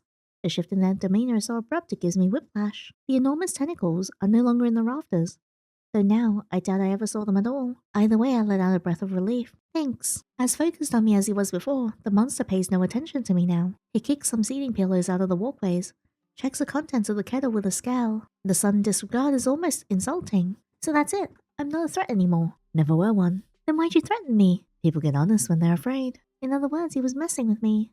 I drag a hand over my face, exhausted by the fact that this is the second time a monster has provoked me today. You're Ais, aren't you? Depends who's asking. One of your friends told me this was your territory. She also said you were a gang leader, but there's no one else here. I thought there'd be more people. Ais picks up the kettle, walks to the edge of the sea spring and dumps the contents into the endless red. They took a walk. Look how cute his face is. He's so cute. His pleasant smile stretches ear to ear, and then in an instant it drops. I get the sense that I shouldn't ask about it again. What do you need the sea springs power for? Depends. Can he cure a curse? Probably. You mean you don't know? Nope. He shakes out the empty kettle and starts collecting stray cups, tidying up. My frustration builds. I narrow my eyes at him in a questioning glare. When he notices, he returns it with an amused smirk. Infuriating, but so hot. Are you being irritating on purpose? Listen, Sparrow. The sea spring can cure anything. Nothing's stopping you from trying it yourself. What do I have to do? Drink. I have to drink from the sea spring. My eyes glide to the blood-like pool beside us. The idea of ingesting the liquid making my guts churn. It's not as if I'm averse to elixirs or decoctions. I made my fair share of them at one misstep, and you can easily meet with a fate worse than death. Is there a price? Always. Ais taps his temple with a finger. You lose it a little bit. I mean, I've already lost it a little bit when I saw you and Leander, so hee. That's it. Might have already beat it to the punch. My humor earns me an amused, fanged grin. Oh, so pretty. This is a little different. When you drink from the sea spring, you forget who you are. Your mind combines with everyone else who's ever drank before. Humans, monsters, soulless. One big, happy family in your head. My blood runs cold. I've heard of these before. Group minds. Some legends suggest that independent minds can be physically linked together through a strong enough catalyst. It's never been done before, but something tells me this is real. Even if one thing doesn't add up. Your eyes are red too, but you obviously haven't forgotten who you are. Before I can finish my sentence, Ais strides past me towards the entrance. Time's up. Let's finish this later. Wait, already? You barely told me anything. Came on a bad day. I've got somewhere to be. There are still so many questions burning on the tip of my tongue, but my frustration spills out before I can ask any of them. I was told to come here for help, but instead I get threatened and kicked out. You're joking, right? Watch your tone. I'm nice, but you don't want to ruin the host's mood. My skin prickles. The feeling of being watched washes over me again. My eyes dart back over to the sea spring. A lone ripple dances on the quiet surface. I take Ace's advice and clamp my mouth shut. Ace approaches a nearby Soulless. A lanky dog-like one with 6 legs and a crown of tendrils. Several sets of red eyes adorn its sides. Its forked tail wags rapidly when Ace squats beside it. He runs his fingers through the tendrils, scratches its chin and pats its head. A gentle smile plays across Ace's lips. The affection he holds for the Soulless is painfully clear. I dip my eyes away, my stomach fluttering at the tender sight. It's getting dark out, so this pretty girl will guide you back. Following a short whistle from Ace's lips, it trots over to the entrance, obediently, tail swaying. I watch the Soulless warily. Pretty is not a word I would use to describe it, and the idea of it protecting me sounds absurd. If I decide to drink, how do I find you? Find someone with eyes like mine. They'll point you in the right direction, but think it over. Once you drink, you can't go back. It's a lot to process, but I give it a small nod. At least I know I have another option for a cure, as disturbing as it may be. I follow the Soulless at the measured distance and watch it nudge the giant doors open with ease. When I'm about to cross the threshold, I sneak one last glance behind me. My heart skips when I meet Ace's eyes. I'm about to snap my head away, but he flashes me an easy smile. Till next time, Sparrow. I'll buy you a drink for scaring you. I entrust myself to do anything but respond with another curt nod. Outside, more crimson-eyed Soulless scuttle about. It's hard to believe it's the same threatening pack from before. They chase each other in circles and roll around in the bog's mud. They pay no attention to me, as the dog-like one escorts me away. That one named Princess? She's so cute too. I hope we get to see Princess in the full game. It's an uneventful trip. Sometimes the Soulless looks over its shoulder at me to make sure I'm still following. Dusk darkens the sky by the time we reach the city. The Soulless sits, canting its head at me with familiar crimson eyes. Pet the Soulless. As nervous as I am, I carefully glide my fingers through the Soulless's tendrils and scratch beneath its chin, just like Ice had. It pushes into my palm in response. Rumbling with a sound akin to a purr, the vibrations are soothing, almost therapeutic. When satisfied, the Soulless spins around, scampering into the direction we came, vanishing into the darkness. I've just arrived in Eridia, but I've already encountered so many things I thought were impossible. Tame Soulless being one of them. My head spins.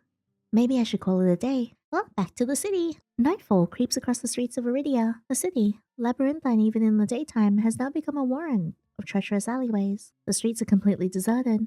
If I hadn't been here earlier, I would have thought this part of the city abandoned. My steps slow when I hear rustling in the dark. I strain my ears, but everything is still. Is the silence playing tricks on me? Something is wrong. The fine hairs on the back of my neck prickle, a frisson of discomfort running down my spine.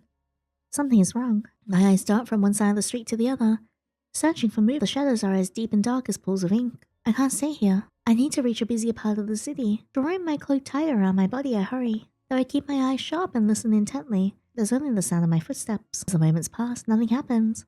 I begin to wonder if I really did imagine that noise. I turn the next corner and my thoughts come screaming to a halt. My head spins, the world blurring as adrenaline rushes through my veins. Only one thing is clear amidst the haze. The Soulless that attacked the caravan. It's crouched over a dark, indistinct shape.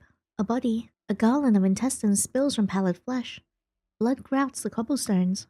Holding my breath, I take a step backwards. When the wet slurping sounds don't abate, I take another, then another. Then a shard of glass crunches under my heel. The world slows to a crawl as the Soulless raises its head.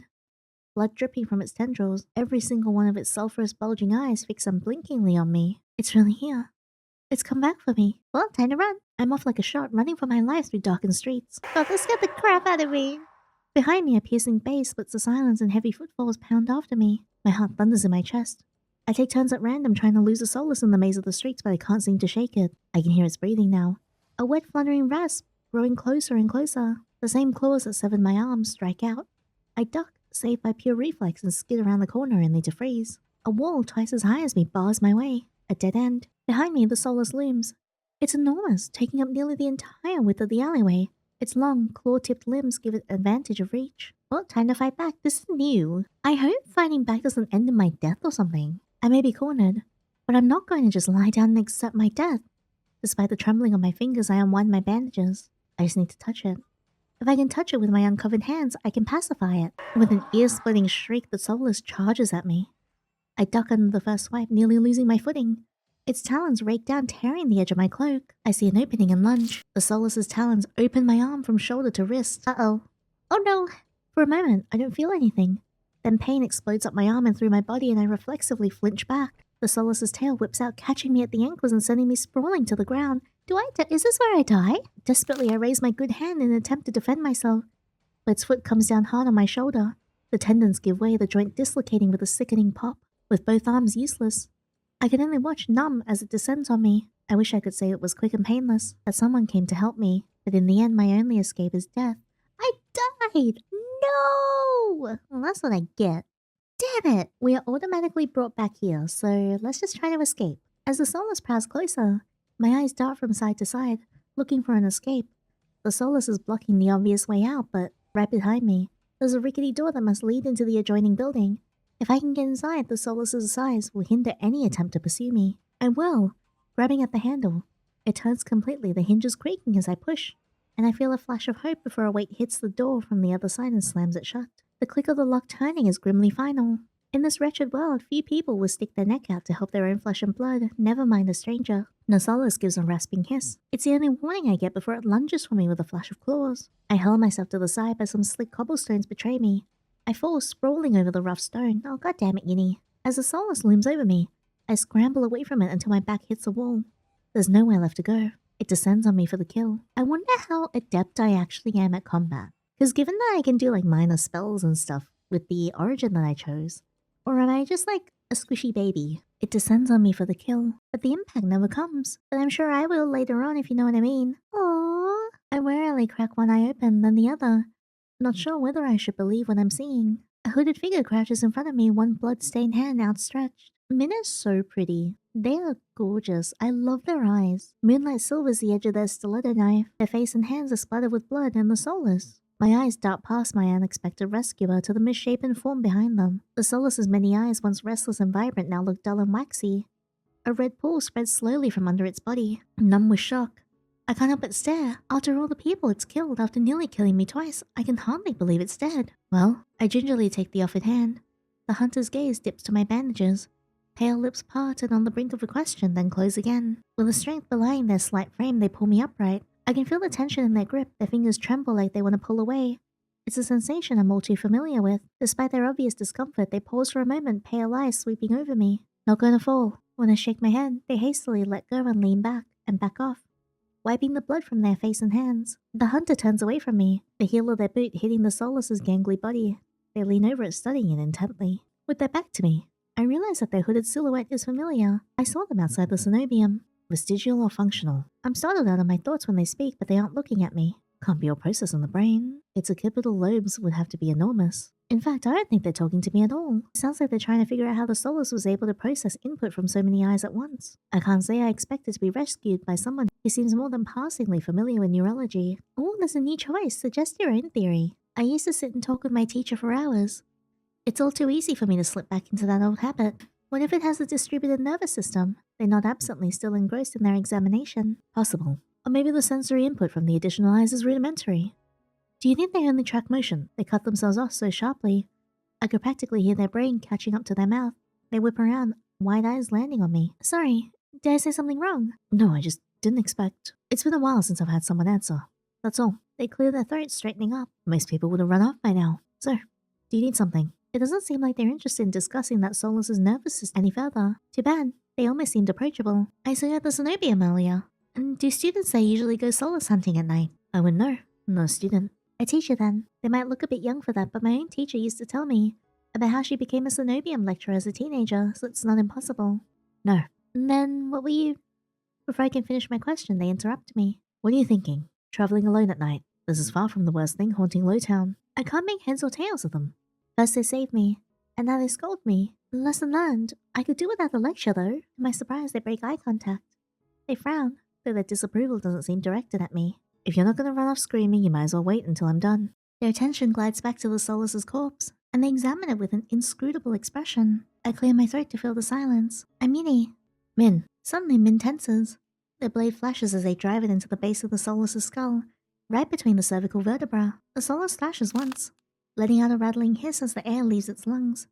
Mhin leans on the blade, driving it deeper and deeper until there's a sickening crunch and the creature goes limp. My heart thuds in my chest. It must have been clinging to life by a thread. Mhin straightens up, withdrawing their blade in a single smooth motion. Better to put wretched things like this out of their misery. They calmly clean the blood from their knife. Mhin struck the creature with surgical precision. Their quick, clean movements remind me of my dissection lessons. But I've never seen that kind of knowledge used to kill before. Are you some kind of scientist? I'm somewhat of a scientist myself. No, I'm not. Mhin stops mid-motion, lifting their head to stare at me. You knew exactly where to strike. Have you studied anatomy or medicine? Not quite. Why is the Soulless inside the city? Mhin looks at me, eyes searching before realization dawns. You're new here. There's no walls around the city. Soulless can come and go as they please until someone is contracted to stop them. The Cenobium's patrols don't bother to protect Lowtown. Not anymore. Let me guess, you're not a fan of the Cenobium. I wouldn't go that far. Either way, it looks like I owe you. Min's brow abruptly furrows, and they sheathe their knife, motioning for me to follow. It's not safe here. The vultures can smell death. I'm not quite sure what they mean, but I don't want to stay lost in the city. I trail behind them as they stride down the street. If it's so dangerous, then why are you helping me? I came for the bounty on that Soulless, and you're in the way. Not killing you isn't the same as helping you. Don't count on being so lucky again or you'll be dead by sunrise. Their answer is stingingly harsh. I just need to find my lodgings. I hold my hands up trying to forestall any more snippy comments. Alright, I get it. I'd love to get out of your way, but I'm sort of lost. I just need directions back to my lodgings. Their brows furrow slightly. They open their mouth and for a moment I could swear they look regretful. I like Mhin because it seems like they are, I guess, snippy by nature, probably as a defense mechanism, like an instinctual thing. But I think they are quite nice and kind, like deep inside. They sigh and shake their head. It's too dangerous at this hour. I'll take you to wherever you're staying. I wasn't expecting to get directions, given their attitude. When they realize I'm staring, they look away with a huff. It'll be faster, that's all. I have a room at the Wet Wick. At the name, Min's face falls. That gaudy cesspit. Not a fan. It's full of drunks and idiots, what do you think? True. It doesn't seem like their kind of place. Well, that's where I'm staying. Are you taking back your offer? Mhin exhales sharply and shakes their head. This way. Min's route is completely different from my slow, early morning meandering.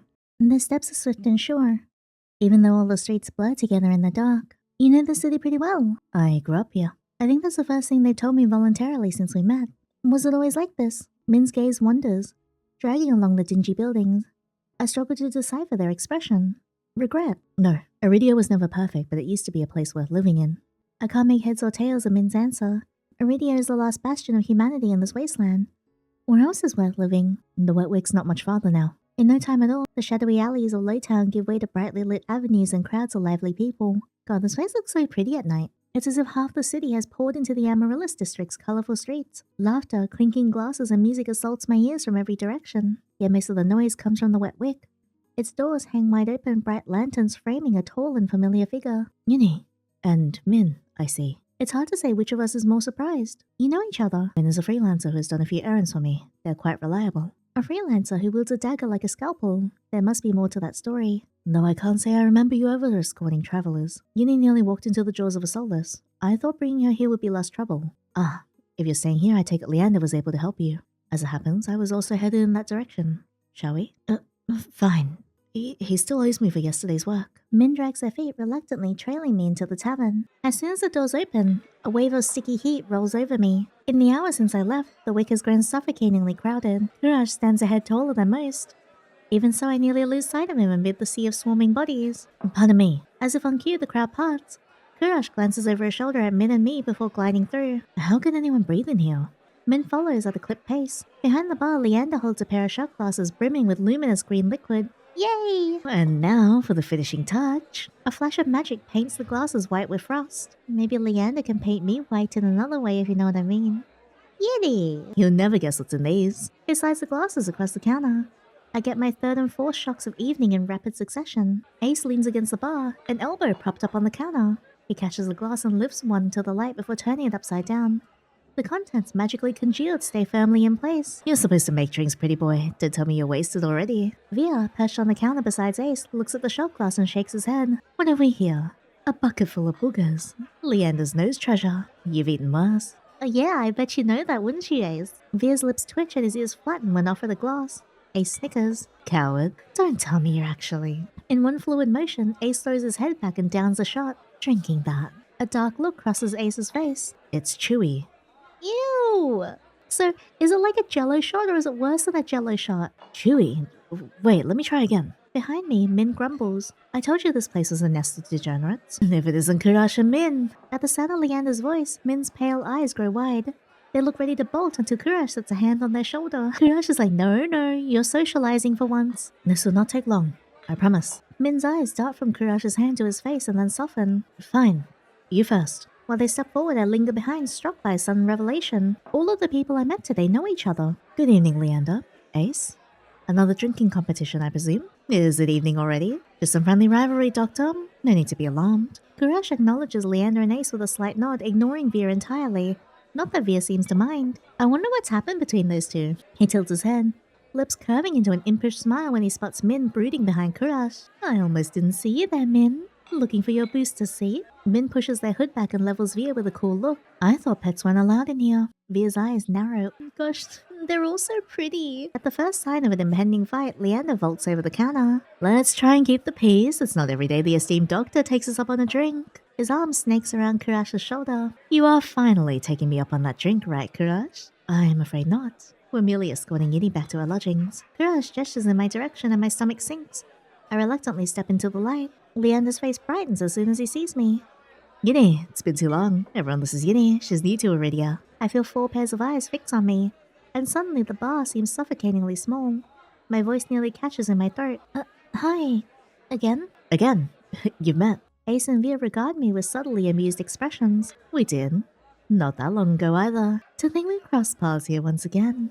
Must be fate. I roll my eyes. Vere looks far too pleased with himself. I would not know what to do in the presence of 5 very hot people. This calls for drinks. I'm buying. All eyes turn to Leander, freeing me from the burden of attention. I still can't believe they all know each other. Watching them talk among themselves is surreal. But for the first time since I undertook the journey to Eridia, I feel a faint glimmer of hope. I know I was meant to meet them. The low pleasant rumble of Leander's laughter pulls me from my restless thoughts. Got to admit, I'm surprised. You make friends fast, Yinny. I wouldn't go that far, we're more like acquaintances. A wise man once said that acquaintances are merely friends you haven't shared a drink with yet. A wise man. You said that. Yeah. Last week. Min's lips curl with distaste, but Leander continues unperturbed. Let's taste Yinny's health. Care to join in, Doctor? Kuras politely declines with a wave of his hand. How about you, Mhin? No. I eat. No. A resounding pop pierces the din of the bar. We all turn to find the bartender pouring champagne from an old bottle, its label worn blank. He hands a drink to Vere. When they start serving champagne here? Vere pauses to lick the foam from his fingers with a coy smile. You don't mind, do you? In a blink, the concern on Leander's face vanishes. No, be my guest. While chuckling, Leander shoots the bartender a questioning look. Completely disinterested in his company, Ace cants his head at me with a light smile. How about you, Sparrow? I did say I'd buy you a drink. No, my treat. You can both buy me drinks. Can I stand in between the both of you? Ace regards Leander over the rim of his glass. In the dim light, the glint in his eyes looks downright dangerous. Yeah, I'll be honest, I don't know how to handle all of them. They're all so pretty. I'm like freaking out. Will it be Yinny? You? Bent over? I'll take that drink. As long as it's not one of those green shots. Don't knock them till you try them. They taste better than they look. Somehow I doubt that, but I hold my tongue. Mhin and Kuras drift towards one end of the bar. Both seem eager to leave at a moment's notice, and neither has ordered anything. Ace and Vere linger. Several glasses stand empty between them, and the two show no signs of slowing down. We'll go with Ace and Vere. Ace's eyes meet mine in a flash of red. He gives a smile that's too wide to be reassuring. Don't worry, Leander's more likely to slip poison into my drink than yours. Excuse me? He considers his cup. A tumbler of amber-colored whiskey. Leander's tried to kill me a dozen times by now. It's always a gamble. Vere looks my way with a half-lidded gaze that's softened by his 3rd glass of champagne. If I were you, I wouldn't let Leander put anything in my mouth. I'm not gonna listen to that, because I was about ready to kneel there and open up and accept it. He grins, revealing the sharp white tip of his fangs. The Wetwick is one of Eridia's finest drinking establishments. Allow us to treat you to the best the city has to offer. May I interest you in the signature watered-down drink or perhaps some stale nut leather? He gestures at a chipped ceramic bowl filled with spindly, speckled jerky that I can only assume is nut leather. What is with the food in this city? Yeah, that sounds terrible and incredibly unappetizing. If this place is as foul as you say, then how come it's completely packed? It's not all bad. Depending on the day, the food's edible. Ace takes a measured sip of his drink. Gotta stick around for the real attractions though. Before I can respond, Leander returns with a tumbler and sets it in front of me. A strip of orange peel bobs in a pool of thin red alcohol. I sniff the drink. To my relief, all I smell is a sweet scent of pomegranates with an undercurrent of fermented fruit. Relax, just a local specialty, pomegranate wine. Although, if you're feeling more adventurous, I can bend down and schlop it. I shake my head. Leander raps his knuckles against the bar until the group falls silent. Alright everyone, let's toast. May Yinny's stay in Eridia be full of bright adventures and discoveries. Cheers. I have a feeling I'm going to be discovering quite a lot, like discovering what's under Leander's clothes. Hee. Leander, Ais, and Vere raise their glasses in unison. Mhin only crosses their arms and Kuras watches with polite indifference. I tip my drink back. The wine is eye-wateringly strong. Despite a sharp bitter edge, it goes down smoothly. One sip softens the edges of my vision. The next fades the din of the crowded bar into a low persistent murmur. I find myself unwinding for what feels like the first time in years. Aren't you the popular one, Yinny? You must have met Kuras first. It would be more accurate to say that I found her. He saved my life. I merely perform my duty as a doctor. Although, I'll admit I was confused when I woke up naked. Leander makes a choked noise. Somewhere behind him, Mhin sighs. It's not what you think. Yinny was in grave condition. I could hardly treat such injuries through tattered clothes. I like how Leander's just like, what? The silence that follows stretches uncomfortably long. I look away, unable to face Kurash's disappointment, and catch Vere snickering behind his hand. That's my cue to change the topic. Kurash isn't the only one who saved me today. Don't you listen? I didn't save you, you were simply there. That's Mhin for you. Leander reaches for Mhin, but they duck under his arm with practiced ease. As reliable as they are moody. You'll want to talk, considering you neglected to warn her to stay off the streets at night. What? Of course I warned her. I think. Min's only response is a short breath. At any rate, I never got a chance to thank you, Mhin. Don't. The less I was alive, the better. Min's eyes flick towards Ais and their lips twist. And Ais is too busy nodding along to Vere's enthusiastic pantomime of stabbing to notice. I've had enough of this hellhole. Let's go. Mhin and Kuras share a brief look. Then the doctor speaks up. Very well, but there is something I must discuss with Leander. If you'll excuse us, Yinny. And just like that, the three of them depart, leaving me alone to savor my drink in silence. Or so I think, until I hear a voice so soft and so low it's practically a purr. Lost your tour guide? I turn to find two pairs of slit eyes trained on me. It's not lost on me that Ais and Vere chose to pounce the instant the others left. I mean, I wouldn't mind if they both pounced on me, pounce away. Lies there? Of course I'd be stuck with the two most irritating people I met all day. Monsters or not, there's no telling what I'll do if either of them push me again. Don't tell me Leander already snuck out back to get his knob slobbered. What? Obviously not, given that I'm still here and not outside with him in the back alleyway slobbering on the knob. He's got business with Kuras and Mhin. 2-on-1 business, huh? Lucky. Wow. I can't tell if it's the champagne or the company, but Vere has grown noticeably more relaxed. He sits with his chin propped up on the back of his hand, his tail swaying lazily. Why are you so far away? Come. Join us. He pats the empty bar stool beside Ais, but I hesitate. The smile Vere wears is sweet and distinctly sly. And with drinks in the mix, I dread how he and Ais will mess with me next. We don't bite. I almost wish he did. I'm not so sure about that. He already tried to rob me, and you threatened me. Me? Steal? You must be mistaken. You sure it was me? And then you had the gall to kick me out so you can go drinking. Ais gives another one of his shrugs. Had to give you a reason to come looking. Miss me already? I stare at him flatly, unimpressed by his deflection. Vere suddenly leans towards me, gossamer sleeves pooling where he rests his elbows on his knees. Ais sets his hand on Vere's waist, narrowly preventing him from tipping off the counter. Ooh, I'm afraid we got off on the wrong foot. How about we start fresh, Begin with proper introductions and whatnot. I'll start. The name's Vere. I'm a soulless hunter of no small renown. Vere's hand flutters to his chest, and he bows his head, flinching when hair falls over his eyes. Ais doesn't say anything, so I suppose it's my turn now. It's Yinny. Vere considers me for a long moment, his tail idly swaying behind him. Then he knocks back the rest of his champagne. It's a pleasure to formally meet you. Yinny. He says my name slowly and deliberately, savoring every syllable. A tingle jumps down my spine, and I quickly turn my gaze away. Ais smirks at my reaction. Is something funny? Nope. I open my mouth and close it just as quickly. They want me to react, goading me into another ridiculous game. While their sharp cat-like eyes keep me on edge, something about this tension is fun. It sure is. It must be the wine. A flash of white over Ace's shoulder catches my eye. Across the bar, Kuras heads for the door. I don't see Leander or Mhin, but it feels wrong to let the doctor leave without saying goodbye. I'll be back. Vere grins and waves at me as I leave. I slip through the crowd, careful not to touch anyone. But just as I'm nearing Kuras, I stagger, shoulder checked by a man with a neck twice as wide as his head. He stares down at me, nostrils flaring. Out of my way, shit stain. Hey! How rude. My words spill out on their own. Watch it. I regret them as soon as they leave my mouth. That freaking wine! The lowlife wheels around, shoving an adder out of the way so he can close in on me. What'd you say? He shoves me backwards, sending me stumbling to the sticky floor. I'm fine, but my heart leaps into my throat when I see him bearing down on me. You trying to start something here? The lowlife freezes, his fist cocked back. A group of adders circle him, sizing him up. For what feels like an agonizingly long time, the lowlife looks from me to the adders. Finally, he sniffs and spits on the floor next to me. The wand narrowly misses my cheek. Screw it. Too many freaks in the circus tonight. He turns his back on me and comes face to face with Ais. He gives the lowlife a dangerous smile, but he looks so cute. He's gonna chomp my hand off if I get too close. I always found this bit like so hot. Like Ais standing up for us and protecting us. You'll do. Woohoo! And that's such a hot thing to say as well. What happens next is a blur.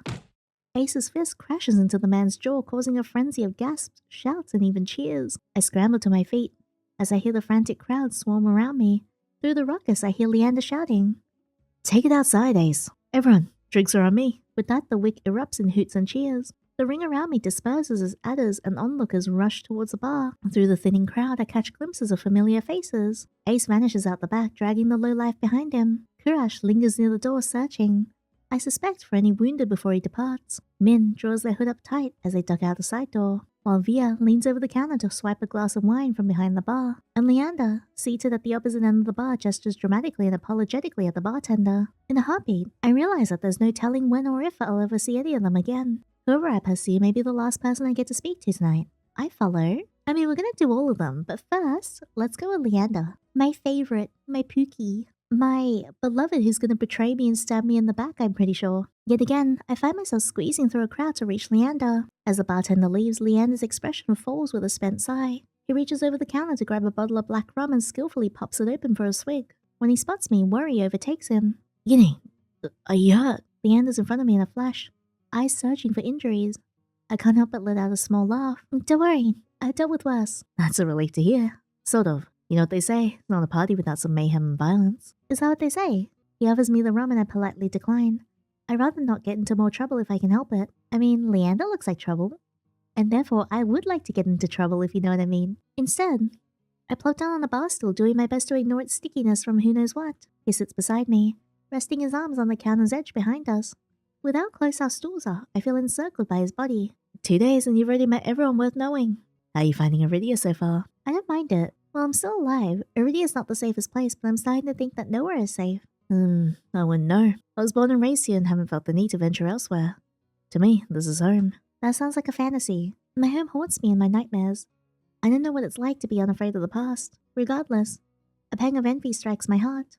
Maybe once I'm free of my curse, I'll be able to try again. Eridia has its quirks, but you get used to it. Or it'll eat you alive like a wild Soulless. Truth be told, I wouldn't have it any other way. Leander sips his rum and watches the crowd. Everyone seems invigorated by free drinks on the tab. Have you at least gotten to try some Iridian cuisine? I ate the long lads. I had these fried dough sticks from a vendor near Kurash's clinic. As soon as I begin describing my meal, Leander nods with recognition. Long lads from whence? You had to try them with the porridge. Is it actually just youtiao and congee? There's another stall a few blocks away that specializes in rosewater rice pudding. I can take you there sometime. You could take me somewhere else sometime, like upstairs to my bedroom right now. That sounds delicious and expensive. Though I know Leander would insist on paying, I despise the thought of relying on handouts. Or I can take you there once I earn some money. I still owe you for the in-room. You know me anything, Yinny. Giving you a place to sleep isn't generosity, it's human decency. If there's anything I could do to help keep you safe, I'd do it in a heartbeat. Everything he says feels alien to me. The concept of human decency has long felt obsolete in this world, let alone someone actually caring for my safety. I stare at him, inspecting those clear emerald eyes for any hint of deception. Is there something on my face? I sigh and lean back. If only. Oh, what were you looking for? I don't know. Deception? Honesty? Ooh, interesting. Let's go with honesty first. Honesty.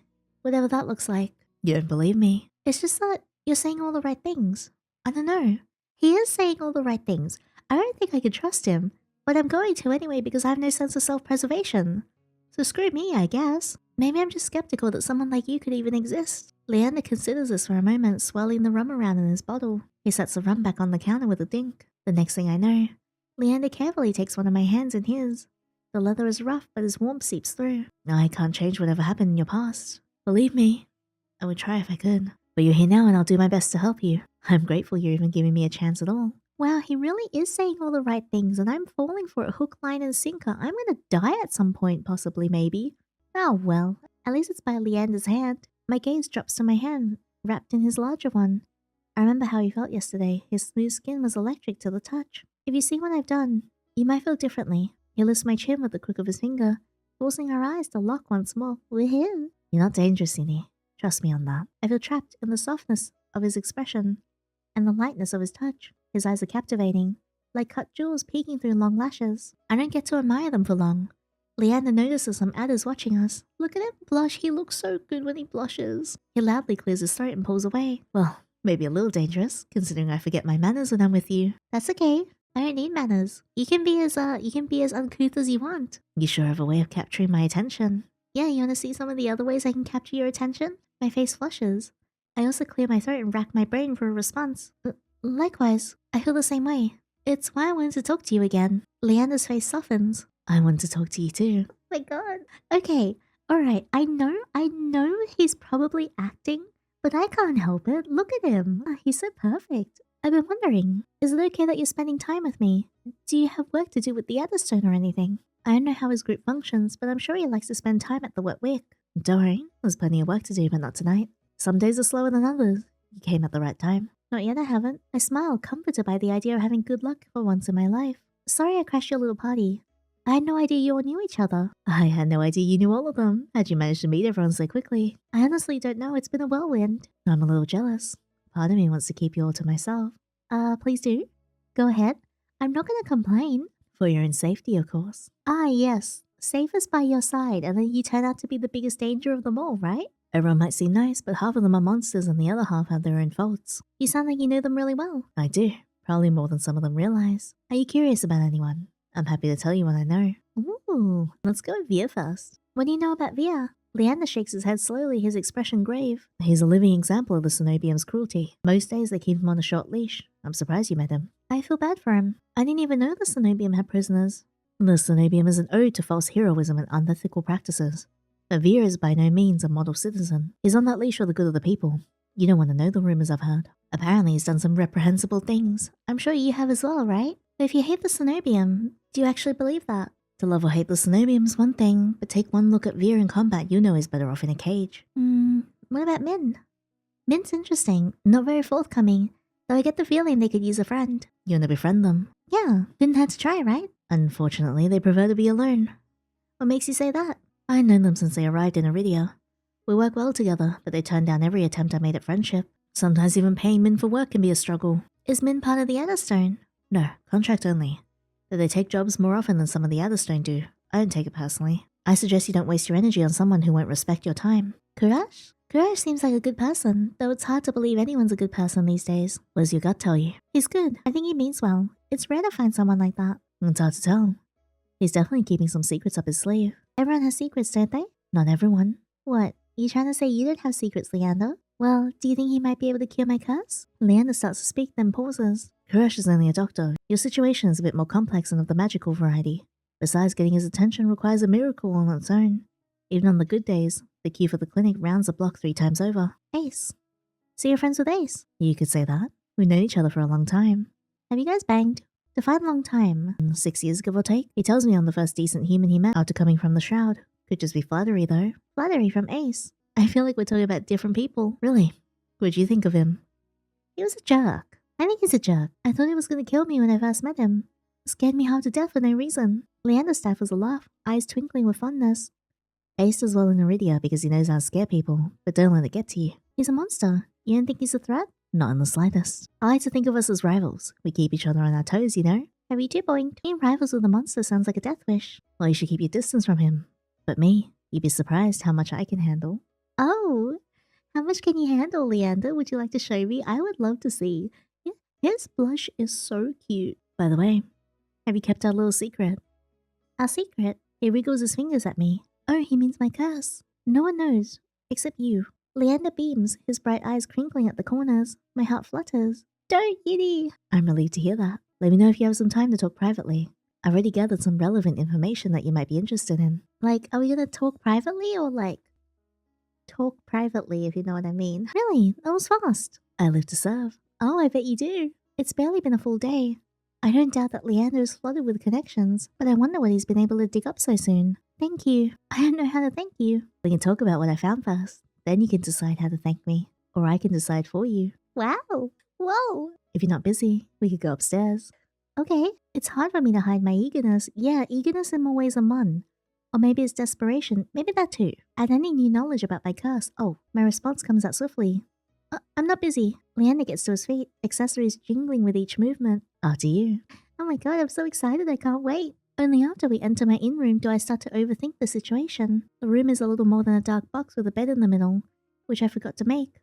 Well, I didn't forget, I just never expected to have guests. Yet here I am, next to Leander, alone. Woohoo! Leander locks the door behind us. Wow. Peace and quiet. Except for the ongoing buzz of the bar right beneath us and suspicious thuds from nearby rooms. Whoa. Leander moves with familiarity through the space. With a flick of his fingers, the sconces light up the wall. It makes spellwork look so effortless. I swallow thickly. I'll swallow something else thickly later. Remembering that Leander is more than a mage, he's a prodigy. Dim amber light washes over us. He plops onto the edge of the disheveled, squeaky bed. I shift awkwardly. There are no chairs, so my only option would be to sit beside him. My heart hitches at the thought. Is something wrong? No, nothing at all. I'm just a bit nervous. I shake my head, quickly waving my hands back and forth. No, nothing's wrong. Leander squints his eyes at me. You seem uncomfortable. A long silence later, he clicks his tongue. I'm so inconsiderate. This is your private space now, isn't it? I shouldn't be barging in here like this. No, that's not. I'm sorry, Yinny. You've been through so much the past couple days. Leander, I may be susceptible to your big titties, but I know when someone is attempting to coax me into trusting them a lot more than I should. We can talk about this tomorrow. You should rest. Panic wells in my chest. After everything he's done for me, I can't shut him out. What if there is no tomorrow? When he moves to stand, I rush forward without thinking. I plant my hands firmly on his shoulders and reseat him on the bed. I'm above him now, staring down into his wide green eyes with barely a breath of air between us. I didn't think this far ahead. I didn't think at all. Yeah, sounds about right for me. Instead, I force out the only words on my mind. Don't leave. Please. Yinny, you're afraid. This is some grade A manipulation right here. He's so good at it. My fingers tremble. I'm about to pull away when Leander catches both my wrists in his hands. He guides my hands back to his broad shoulders, my palms resting firmly against him. I won't leave you, Yinny. Oh no. But also, oh no. Tears sting at the back of my eyes. I want so badly to believe those words, and he knows. I try to muster as much strength as possible so my voice isn't a croak. Do you promise? I promise. I am so screwed. What if I'm paranoid about you being nice to me? Then I'll keep being nice until you get used to it. Oh no. I won't leave you. And you won't leave me. Oh my god. You know he's bad. There are signs that point to the fact that he is bad. I'll still choose him though because I have no sense of self-preservation. His thumb draws circles on the inside of my wrist, grounding me. You have something I've never seen before. Your curse is strong and yet you're stronger. The way you're able to contain it, it's fascinating and well, it's a little embarrassing. His voice lowers to a whisper, but I haven't been able to stop thinking about you. Oh, wow. Wow. This is kind of red. Jeez. Oh my god. Slamming myself against the wall like right now. I stare at him blankly, my brain refusing to process his words. What did you say? What? Who said that? You're an idiot. Repeat yourself. Nothing. I mean, no one. Just forget I said anything. I mean, I didn't say anything. Am I dreaming? This feels like a dream. The air is dizzyingly hot, and I'm trying to keep up with what's happening. But Leander continues anyway. I may be getting carried away with this. It's not every day I find something that truly challenges me. Yeah, you wanna see what else challenges you, lie back. But I'll do everything on your terms. At your own pace. Anything you want, Edie. Oh shit, look, water. My chest feels like it's about to burst. This man is gonna be the death of me. Yeah, I think I've died several times over. Touch his face. Ask what he... Oh no, oh no. I'm being spoiled for choice here. Let's touch his face first. I can't deny what I want. And it must be obvious to Leander too. But instead of having a modicum of restraint, I blurted out. I want to touch your face. Just his face, huh? Oh, you're more forward than I thought. Is that okay? He slides his hands from my wrist to my palms, then gently brings them down between us. It's better than okay. My lips quirk into a relieved smile. Hurry up then. Your wish is my command. He begins unwinding the bandages, stopping occasionally to glance at me. I don't take my eyes off him. When my hands are free, I start small, carefully grazing the edge of his jaw with the pads of my fingers. I feel it clench beneath my touch, as if Leander's trying his best to hold still. Emboldened, I cup his cheeks, letting the warmth spread between my fingertips. Well, are you enjoying yourself? Yeah, I'm having the time of my life right now. My thumb moves over the ridge of the scar on his cheek and he shudders. His earrings jingling against my knuckles. That tickles. Yes, I'm enjoying myself. Maybe too much. It's like my body moves on its own. Spurred by desire, nothing else. I swipe my thumb down, brushing lightly over Leander's lower lip. Something flashes in my eyes. Something scaldingly hot. He lowers his voice to a husky whisper. What else do you want? I don't think I can say it. I don't think I'm allowed to say it on this platform. But first I think you should lie back, and then you can take your windworm out, and then I can fandangle it, and then we can bend over, and then I can show you my own form of magic, which is to make your wand disappear like a magician. How's that sound? Why is he even asking? He knows the answer. I never touched someone like this before. And even though it makes my head spin, it's not enough. I want more. I want more too. Shut up! Shush! My thoughts scatter. Yeah, they do. We're already here, alone in this dark room at the edge of the bed. I could easily push him down to the sheet, get on top of him, and a sharp gasp escapes me and I quickly pull away. I can't let this get out of hand. Are you alright? I barely hear him over my thundering heartbeat.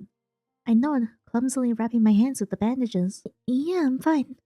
Sorry, I think I'm just getting a little overwhelmed. He gives me a faint smile. That's cute. Oh, sweet maker. Luckily, we're already in your room. I'll get out of here and let you get some rest. I let out a breathless laugh at that. Leander rises and tugs his gloves back on. Thanks, Leander. For everything. He gives me one last sweet smile, accompanied by a wink. Good night, Yinny. Good night. Long after he departs. I still feel the warmth of his skin on mine burning through the bandages. I'm gonna have a hard time sleeping tonight. Yeah, a feeling nags at the back of my drowsy mind. I'm forgetting something really important. Wait, didn't Leander say he had some information for me? Did he really? Or was it just to, get me unawares? Choose your fate, Leander. I want him so bad. Let's see some of his other options. Ask what he wants. I take a deep, unsteady breath before I speak. What do you want? For the briefest of moments, I see a flash of something in Leander's eyes. Something scaldingly hot. Too many things. But I'll start with you. What the my god! What the hell? What the hell? He slides his hands from my wrist to my palms and gently brings them down between us. If you want me to stop, tell me. I'll tell you. He chuckles lightly and I can feel his breath brush against my cheeks. I haven't been this close to someone in a long time. Slowly he begins unwinding the bandages, stopping occasionally to glance at me. I don't take my eyes off him. He tugs one of his gloves off with his teeth. The muscles in his forearm tighten when he flexes his freed fingers. I want you to know that whenever you need a taste of normalcy, I'll always be here for you. Our eyes meet and Leander offers his hand again. A lump forms in my throat. I reach out, allowing the tips of my fingers to glide along the lines of his palm. He shudders with a nervous laugh. That tickles. I twine our fingers together and give an experimental squeeze. Nice, isn't it? Yeah, I've done this once already, but it still makes me lightheaded. I'm not sure I'll ever get used to this. And yet, I want to be even closer. We're already here, alone in the dark, on the edge of the bed. A sharp gasp escapes me, and I quickly pull away. I can't let this get out of hand. Alright, I think this is the same afterwards. Yeah, then he lets us get some rest, so on and so forth. Alright, well, let's try the other one then. I think this one is probably the same as the last one we did, but it'll just be us initiating instead of him. I take a deep, unsteady breath before I speak. I can't deny what I want, and it must be obvious to Leander too. Can we do it again? Whoa! He chuckles lightly, and I feel his breath brush against my cheeks. I haven't been this close to someone in a long time. I was hoping you'd ask. He slides his hands from my wrist to my palms and gently brings them down between us. My breath hitches in anticipation. Yeah, this is pretty much, similar. And then, yeah, you push him away, you have a little chat, and then you say goodnight. I want to go back to here and check one more thing.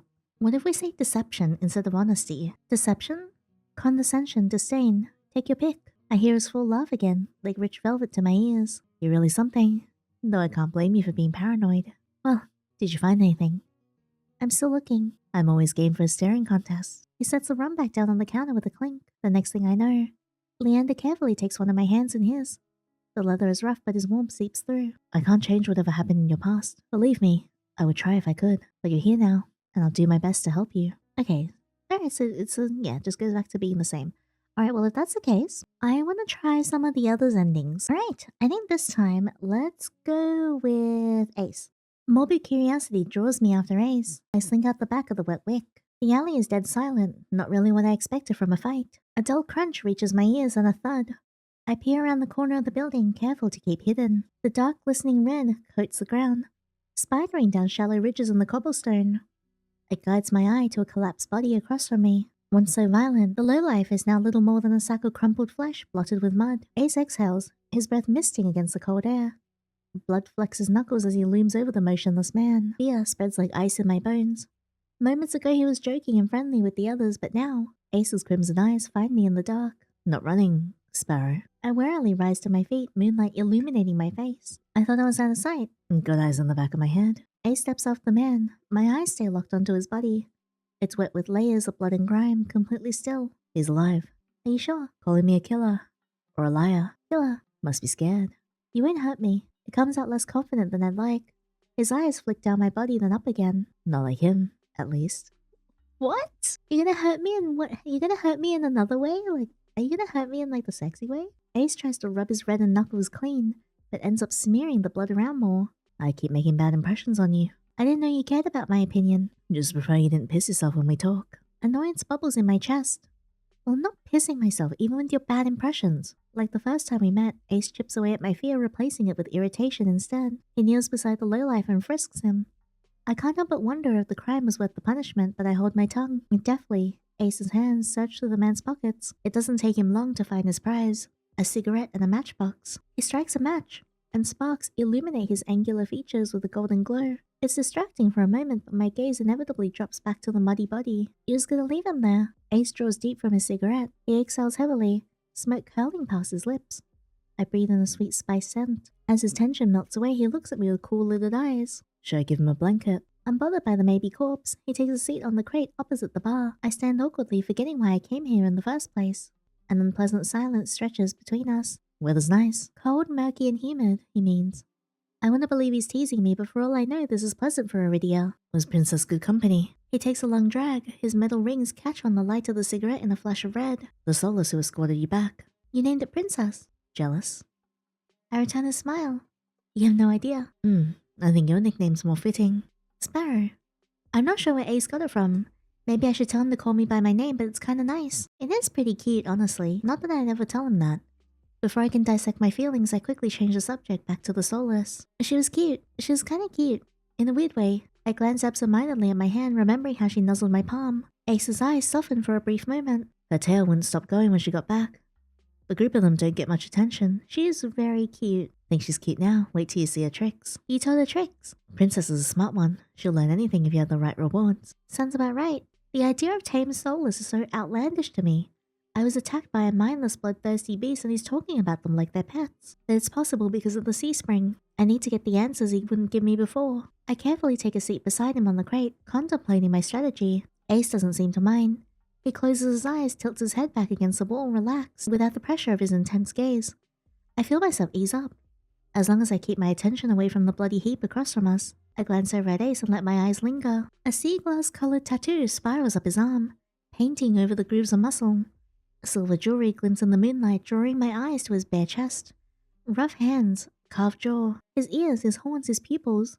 Everything about Ais is sharp, even the fangs that only show when he grins, but as dangerous as he appears. I can't help but wanting to know more. I wonder how recently he crossed over to this world and why. What's your verdict? I whip my head in the opposite direction. What verdict? Got a good long look. Are you impressed?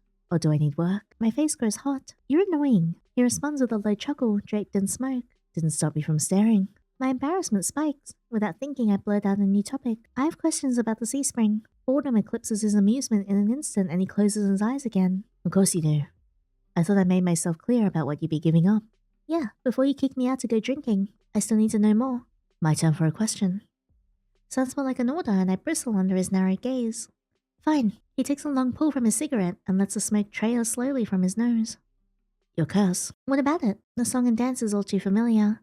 The selfish questions come first. What does it do? Is it painful? Can you control it? I brace myself for the inevitable onslaught. Is the thought of living with it really so unbearable? My dread dies with his words. No one has ever asked me that before. You survived that long. Unless you're running out of time. I wonder if it's really worth the sacrifice. He flicks a cigarette aside and props his head on blood-smeared knuckles. What do I know? I'm just an outsider. My fingers fuss with the trim of my cloak. Ordinarily I'd be annoyed, but now my chest feels tight. You could have sold me if you were less honest. You're a shit salesman. He laughs under his breath. Only when I like the buyer. Aww, yay! We lapse into silence again. This time it's surprisingly nice. The quiet, chilled air is a balm on my nerves. You know, you didn't seem like an outsider back at the bar. A lot of people like you. Ace raises a brow at me. I start by asking about Vere. I was surprised to see that you and Vere are close. Blessing and a curse. From what I gathered, most people think he's, I don't know, an asshole? And water's wet. I wait for him to elaborate, but he doesn't. So what do you like about him? Ace lets out a quiet laugh. Lot of things. You already named one. You like that he's an asshole. Temperament matches the drapes. Looks good in blood and better in tears. Good God. Ace, are you into tacrophilia? Favorite thing's a tail. Sometimes it frizzes up if you... He catches himself, clears his throat. It's hard not to let the disappointment show in my expression. Vere's one of the most honest people you meet. Just don't listen to a single thing he says. Well, that was confusing. Kuras. I didn't know you and Kuras were friends. In a way, I help him at the clinic sometimes. Doctor doesn't let most people closer than an arm's length. And you do. Hearts on my sleeve. Get the sense that Kuras was like that in the past. Must have been burned. He trails off and shrugs. He opens up in his own ways, if relaxed enough. I can't even imagine that. You'd be surprised even the doctor has an endearing side. I can't decide what's more intriguing. The fact that Kuras has an endearing side or that Ace managed to coax it out of him. Tell me if you uncover any of his other secrets. I'd kill to know more.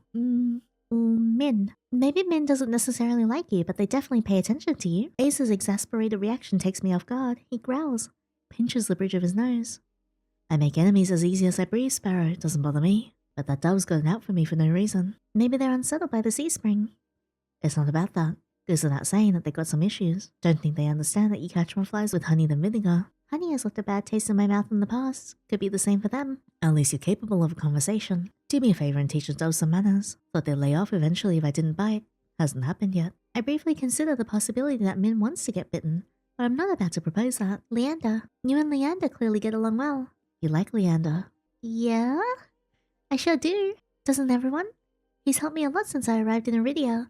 He's even gotten me a free room at the Wet Wick. His charm has gotten him far, but for a leader, he sure likes it when others take charge. Well, that's interesting. Part of me desperately wants to ask what he means, but Ace continues before I get the chance. Surprised we get along. I thought you'd be at each other's throats, not drinking buddies. His smile is easy, but there's a dangerous edge to it. Leander's done a good job.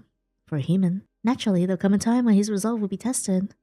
Same could be said for anyone, in this plane or the next. As for my resolve, stick around in Eridia long enough and you'll find out. I nod slowly. I can't decide if that's a promise or a threat. Got any more observations, Sparrow? My main point, speaking from experience, is that being an outsider usually means you don't have friends. I don't. I level him with a tired look. Fine, I'll confess. I have one friend. Don't say yourself. Okudius. My skin prickles at the name, hair standing on end. Who's that? A friend. Lives in my head. It lives in your head. Ace taps at his temple with a finger. Right here. Scared you off yet? That'd be the third bad impression I made on you today. You can make another impression on me if you want, like inside me. I'm stunned for a long moment, processing what he just told me. Then I burst into a fit of laughter. You're serious? Ace grins wide enough to flash his fangs. Deadly. It sounds so freaking absurd.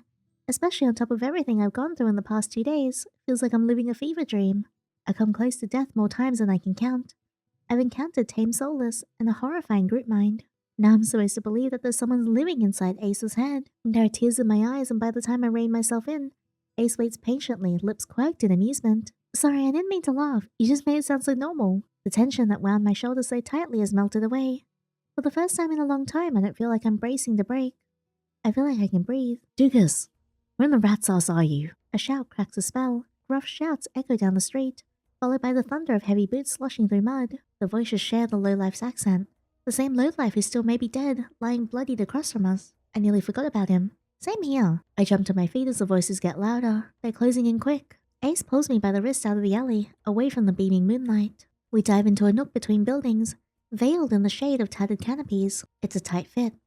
Ace boxes me in against the wall. He towers over me, his body all but pressed against mine. Woohoo! For the second time today, the heady scent of smoke envelops me, now cut with the metallic tinge of someone else's blood. Ace pitches his voice low. Quiet. My heart leaps into my throat. I'm suddenly acutely aware of the heat radiating off of Ace. The feeling of his leg grazing my thigh, the closeness of his breath. This is bad. I squirm against him and earn a burning crimson glare. Do we really have to? His hand covers my mouth, muffling my whispers. He shakes his head. Don't. Ugh. Damn, he's over here. Dukas, wake up, you bastard. A group of individuals all brandishing spiked weapons fill the alley. They all wear violet sashes, some kind of uniform. I wish I could see what they're doing, but Ace's arm blocks my sight. My eyes trail up the teal markings that coil around his arm. His biceps. They lead up to his collarbone and past the cords hanging around his neck. enter the smuggest smirk I've ever seen. Yeah, I suppose he deserves to be smug. Bite him, stare at his chest, glare at him. Chomp. I move before I can think, opening my mouth enough to bare my teeth and bite down on Ace's palm hard. He winces, surprise flashing across his face. His hand leaves my mouth and I gasp for air. My breath is rapid from the adrenaline. But it's only when I lick my lips when I taste the metallic tang of blood that I realize I broke skin. Panic builds in my chest, my body tenses, bracing for his reaction. Every movement he makes is slow and deliberate. He bends down, leans close to my ear, and in a husky whisper only I can hear, "At least someone drew blood today." A hot thrill jolts through me, and for a heartbeat I forget how to breathe. The voices in the alley grab Ace's attention this time. Shit, he's got more broken ribs than whole ones. What kind of freak did this? Fan out. Find the one responsible. You three, take Dugas back to base. At least he's still breathing. The alley clears out as my footsteps rush away from us. We stay until they're distant, melting into the rumble of the quarter. When we finally step back into the moonlight, the night air is ice on my skin. Dazed, I feel the need to keep my eyes off Ace at all costs. Was that really necessary? Could ask you the same thing. Didn't know sparrows could bite. You're lucky I didn't do worse. Try me. The thought of wiping that shitty grin off his face is definitely tempting. Staying hidden was the best option.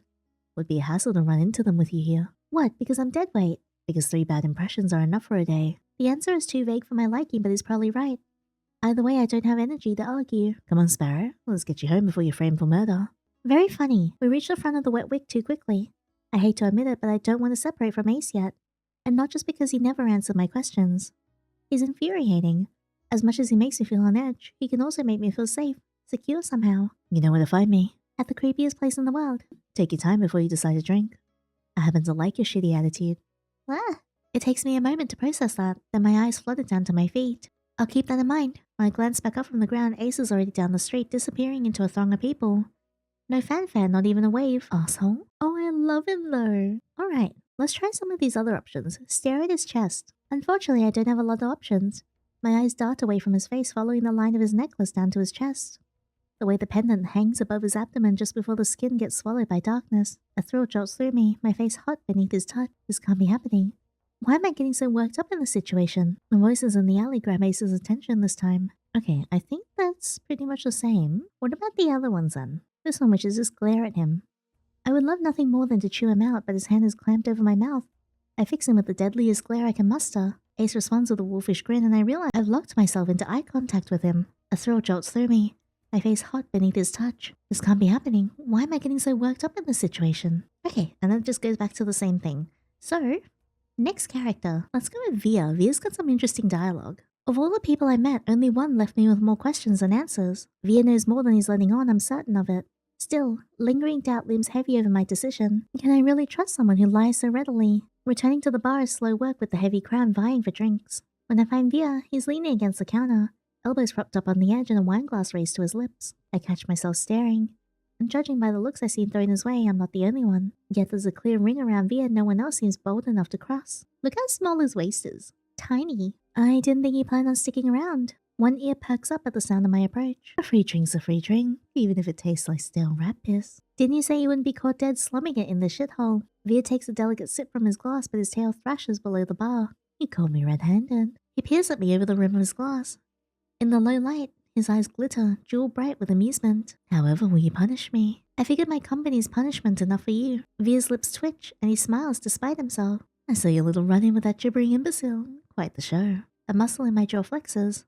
Did you enjoy watching? I much prefer to be an active participant, but Ace intervened before I could. I can't tell if he's disappointed because he didn't get to save me, or simply because he missed out on a fight. Next time I get jumped, I'll be sure it happens near you. Vere laughs softly under his breath.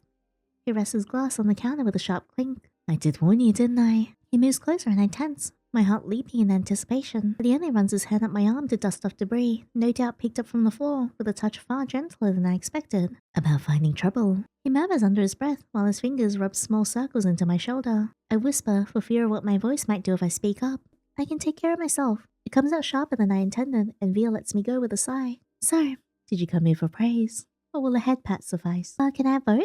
What about a real explanation instead of vague ramblings about moss and fire? Vere scoffs. You could buy me a drink before insulting me. After the way you pounced on me, if anyone's owed a drink, it's me. Vere falls so uncharacteristically quiet that for a moment I fear I've actually crossed the line. Then he props his chin on his wrist. I don't think you understand how things work around here. Information is a luxury, one you flung carelessly aside. If you valued my words, you'd have taken me seriously. I gave you free advice, warned you of the danger you were in, and still you went prancing off to the sea spring. Small wonder the Soulless didn't tear you to ribbons. My first impulse is to argue, but what he said doesn't sit well with me. How does he know what happened to me? How do you know where I went? How do you know I left Eridia? I have a very sensitive nose, remember? Right, how could I forget? Do you normally greet people by shoving your nose into their laps like an overeager dog? For a heartbeat, Vere's eyes grow wide and flat. I have upset him. Then he laughs under his breath. Only the ones I like. Vere trades his empty wine glass for the long-abandoned tumbler sweating on the counter beside him. Soft lumps of ice bob in the watery dregs of whiskey. The truth is, I despise most people. His eyes flicker over my shoulder, and thin when Leander's boisterous laughter erupts from the other side of the bar. What about me? He looks over at me with an agonizingly slow gaze. Finally, his lips quirk. You pique my curiosity. It's a start. Or so I think until his eyes slide away and he turns back towards the bar. I've got no idea how I'm supposed to hold a conversation, much less get answers. I knew Vere wouldn't make this easy for me. Not when he clearly enjoys playing games. Are you gonna tell me anything? Or are you having too much fun? He lets out a short breath. This isn't a game to me. A lie. I'm close enough to catch the subtle bristling of his tail. If anyone's fooling around, it's you. People like us can't help but attract danger. Yet you seek it out for what? Cheap thrills. I wasn't trying to get eaten by Soulless. There's something I'm looking for, and you think Mhin can help you? Leander, are you really willing to risk your life with those idiots? What life? You got no idea what I've gone through. Forget it. I start to rise, but something flicks against my ankle. Vere's tail. It's little more than a brush, but enough to give me pause. His eyes softer than before search mine. They couldn't even begin to understand you, but I could. How do I know I can trust you? You don't. But I'm slightly less inclined to waste your time with empty flattery or insults than those two. Is what you desire really worth risking your life for? If you knew the kind of life I lived, you wouldn't be asking. Vere considers the condensation on his glass for a long moment before speaking again. Will you trust me? For now. Good enough for me. Vere raises a tumbler to me, then knocks the dregs back. Once fitted, he wipes his mouth on the back of his hand. Let's talk. Outside. We both could use the fresh air. With that, he slips away from the bar, leaving me to follow his long trailing tail through the crowd. It's so cold, the breeze cuts clean through my bandages, numbing my fingertips. But if the chill bothers Vere, he doesn't show it. He leaps purposely down the street into an alley. This is far from the Wick. The bar's racket is little more than an indistinct hum. The street is silent in the dead of the night. I fleetingly wonder how many unfortunate lives have been ended in this dingy alleyway. You have questions? Ask. Vere's breath mists. In the cold moonlight, his shadow stretches unnaturally long over the cobblestone street. Quickly. I've got a show to attend. Heavenly Lutus, as I'm sure I mentioned. He looks down his nose at me, effortlessly imperious. For a heartbeat, I'm reminded of the stark want that gleamed in his eyes when he touched me. If he weren't so pretty, I'd walk away. But I need answers. And I can't think of a better way than starting with the people I met earlier. If Vere doesn't prove trustworthy, maybe one of them will. First, I ask about Leander. What do you think about Leander? I don't. An unusually curt answer for Vere. I don't buy it. So you're not very fond of him? I wouldn't spit on Leander if he were on fire. Ooh, Vere shudders. Oh no. He'd enjoy that far too much. To call Leander trash would be an insult to manure. He's pathetic. Slimy little man-child in big shiny shoes. I've seen mutts rotting in gutters with more dignity. My god! I don't remember him being this insulting in the original demo. I didn't even know how to respond to that. Kuras, I want to ask you about... I regret speaking as soon as I start. Vere's mentioned Kuras before, though not by name. His previous reaction was nasty, but I can't back down now. Not with Vere eyeing me suspiciously. About? The doctor. Kuras, I tense ready for a blowback. But Vere only shrugs. Bit of a bore if you ask me, but he's popular enough. You know, on account of his massive... heart. Heart or massive something else? Woo. He winks, as though the stress he placed on heart wasn't already suggestive. There's always a line wrapped around the block for his services. People can't seem to get enough of his special medicine, probably because he doesn't charge anything. Vere's tail gives an impatient twitch. Or they're eager for a little mouth-to-mouth with their pelvic examinations, if you get what I mean. Whoa, this is new. Kuras, I didn't know you threw down like that. When I grimace, Vere grins wolfishly at me. There's clearly no point in asking him anything else about Kuras. Ais. I'd like to know more about Ais. You two seem close. He made an impression. Not surprising. He's strong, ruthless, easy on the eyes. Gives it as almost as well as he takes it, even when he's awfully greedy. Whoa! In the original demo, I'm pretty sure these two, as in Ais and Vere, had like a thing going. Like a casual friends with benefits thing. Big. Everywhere, really. Yeah, I'm pretty sure these two have a boinked. Bit simple. But you know what they say about still waters. I don't, but I'm too distracted by the change that's come over Vere to ask.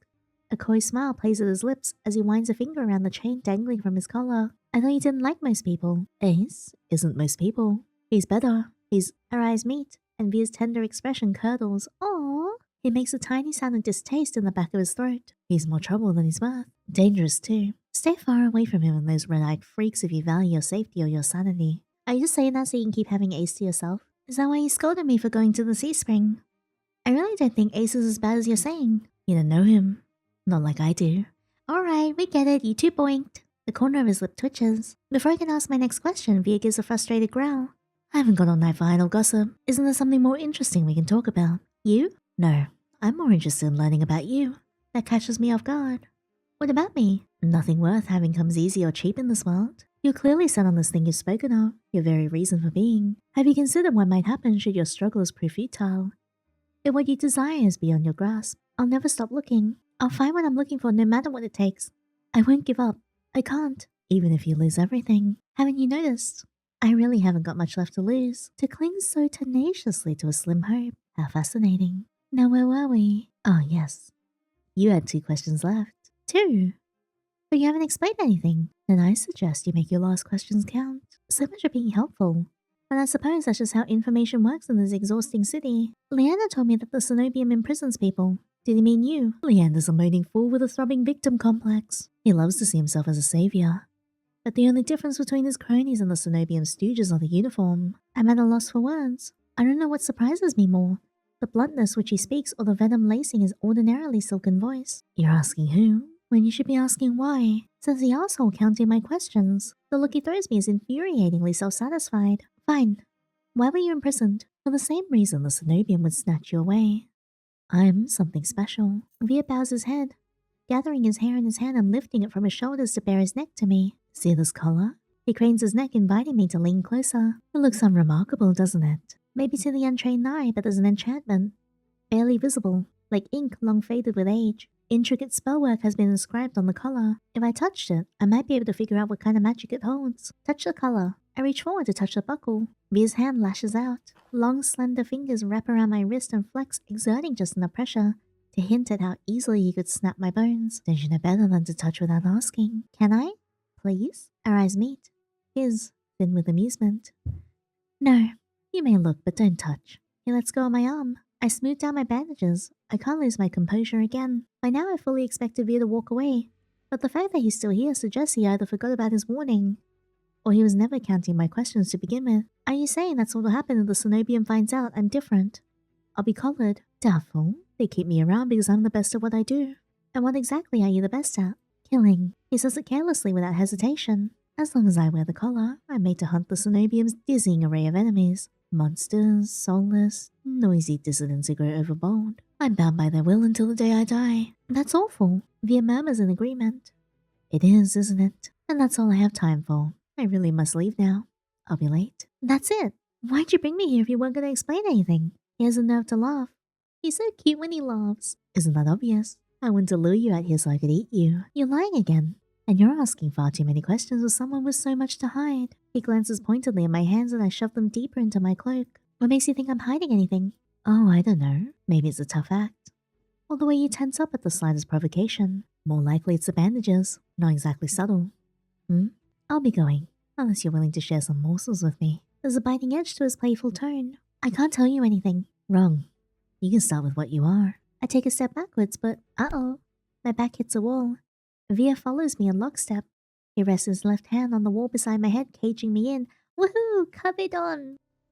Vere reaches for me. His fingers curl under my chin and lift, forcing me to meet his lidded gaze. Would you believe me if I said that eyes are the windows to the soul? My eyelids twitch. Cliché, I know. But let me tell you a little secret. Vere leans in until his lashes tickle my cheek, and the warm, faintly spiced scent of his hair drowns out the stench of greasy cooking fires and chimney smoke. His eyes pin me down. There's nothing you can hide from me. His voice is so low, so supple I can slip into it. The misery born of your mistreatment haunts you. I understand what it's like to be used and thrown away. I'll give your life new meaning. My heart hammers. My lungs burn as though each breath is being stolen away. How could he possibly know? This must be some kind of trick. But for once, Vere isn't smiling. All that suffering has made your soul so irresistible. The look on his face makes my blood run cold. I've seen it before, traveling through the waste.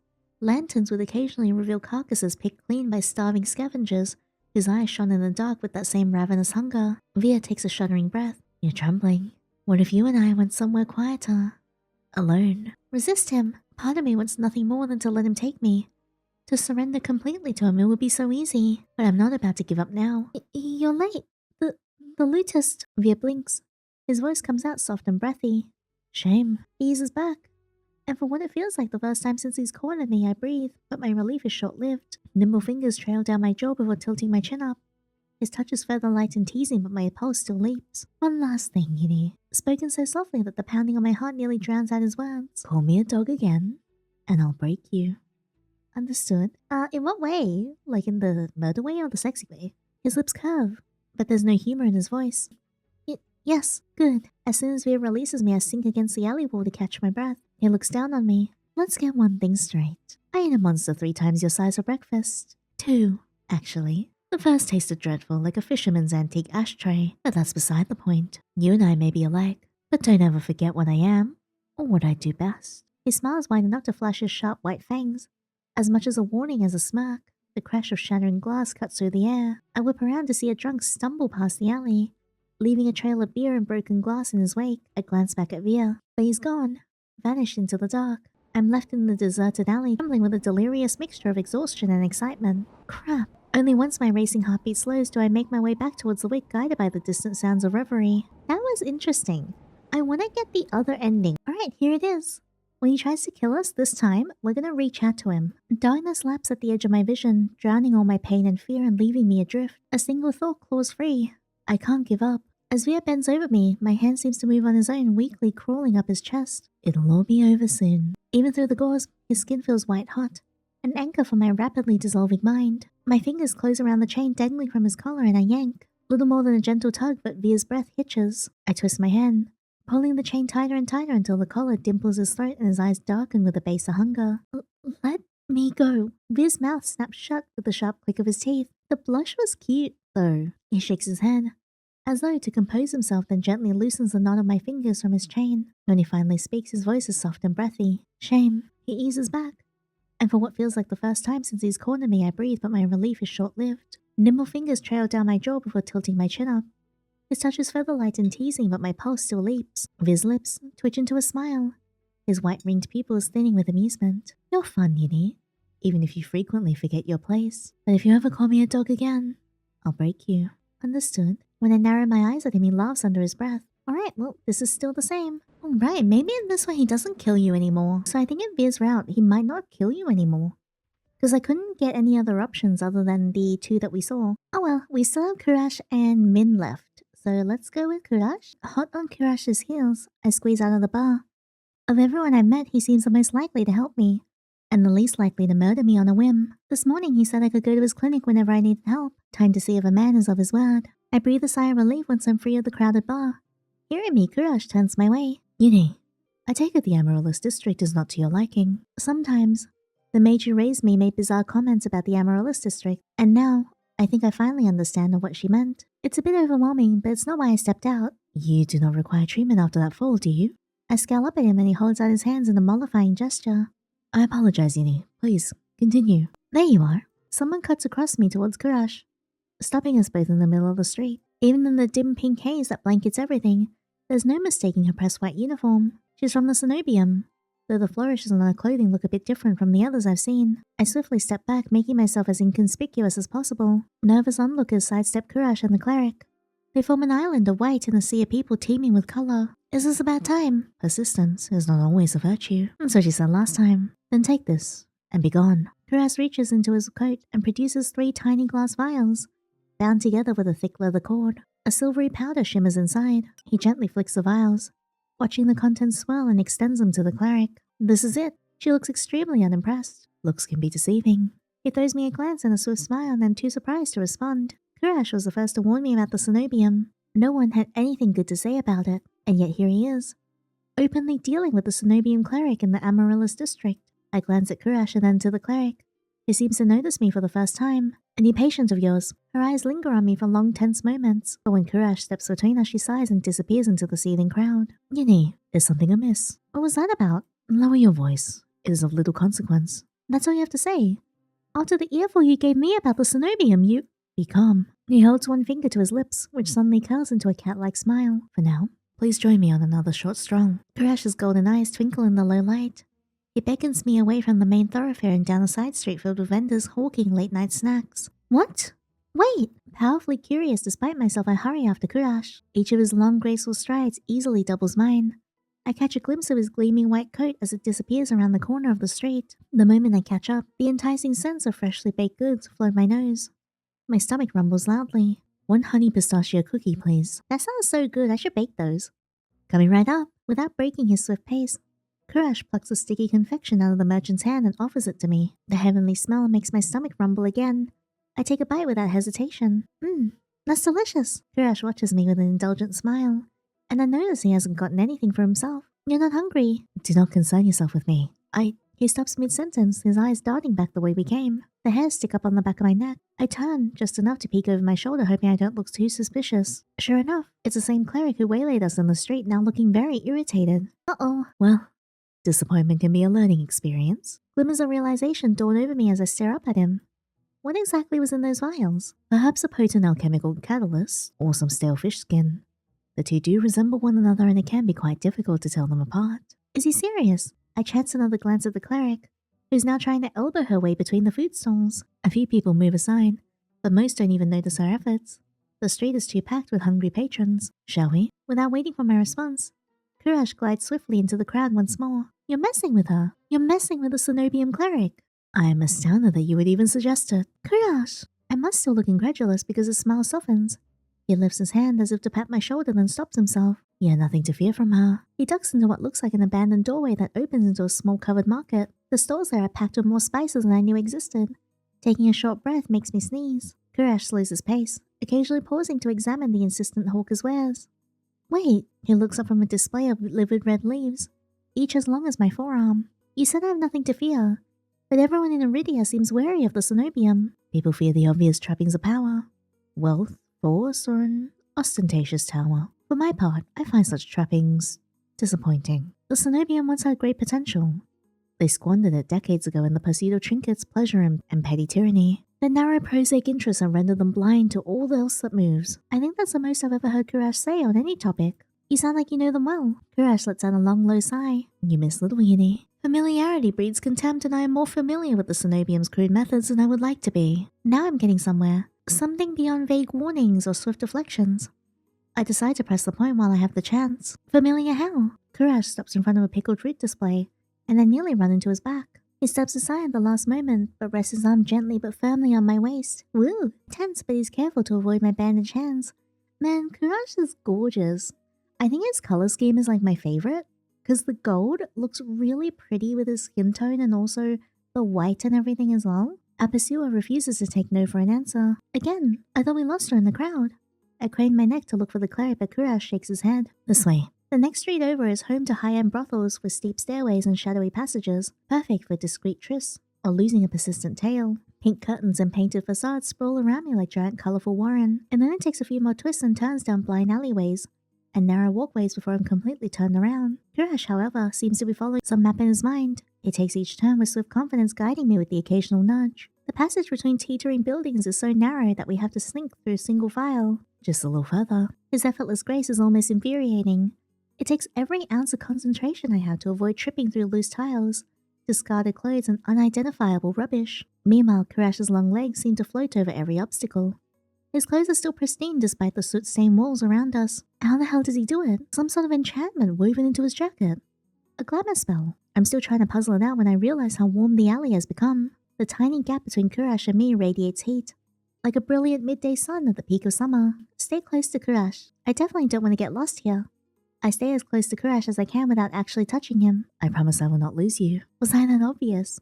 Our eyes meet, and despite my best efforts, I find it hard to hold his gaze. I never seen eyes like this. Despite our dark and dingy surroundings, it's like Kuras radiates his own warm light whenever he looks at me. Thank you for indulging me, Yandere. I believe we have lost our tail. We emerge on the opposite side of the Amaryllis district. Warm light dances across the river from all directions. I approach the edge of the water transfixed. It's incredible. Eridia holds beauty and horror in equal measure. Did you enjoy your impromptu tour? This place is gorgeous. Wow, look at the new background. Oh my god, it's so pretty. Good gosh. Relief escapes me in a tired laugh after narrowly escaping death. Playing keep away from a Cenobium cleric almost seems normal. It was a nice change of pace. He laughs too. A soft, pleasant chuckle completely at odds with his usual cool demeanor. Are you sure we've lost her? She will not deign to follow us this far. He sounds confident enough.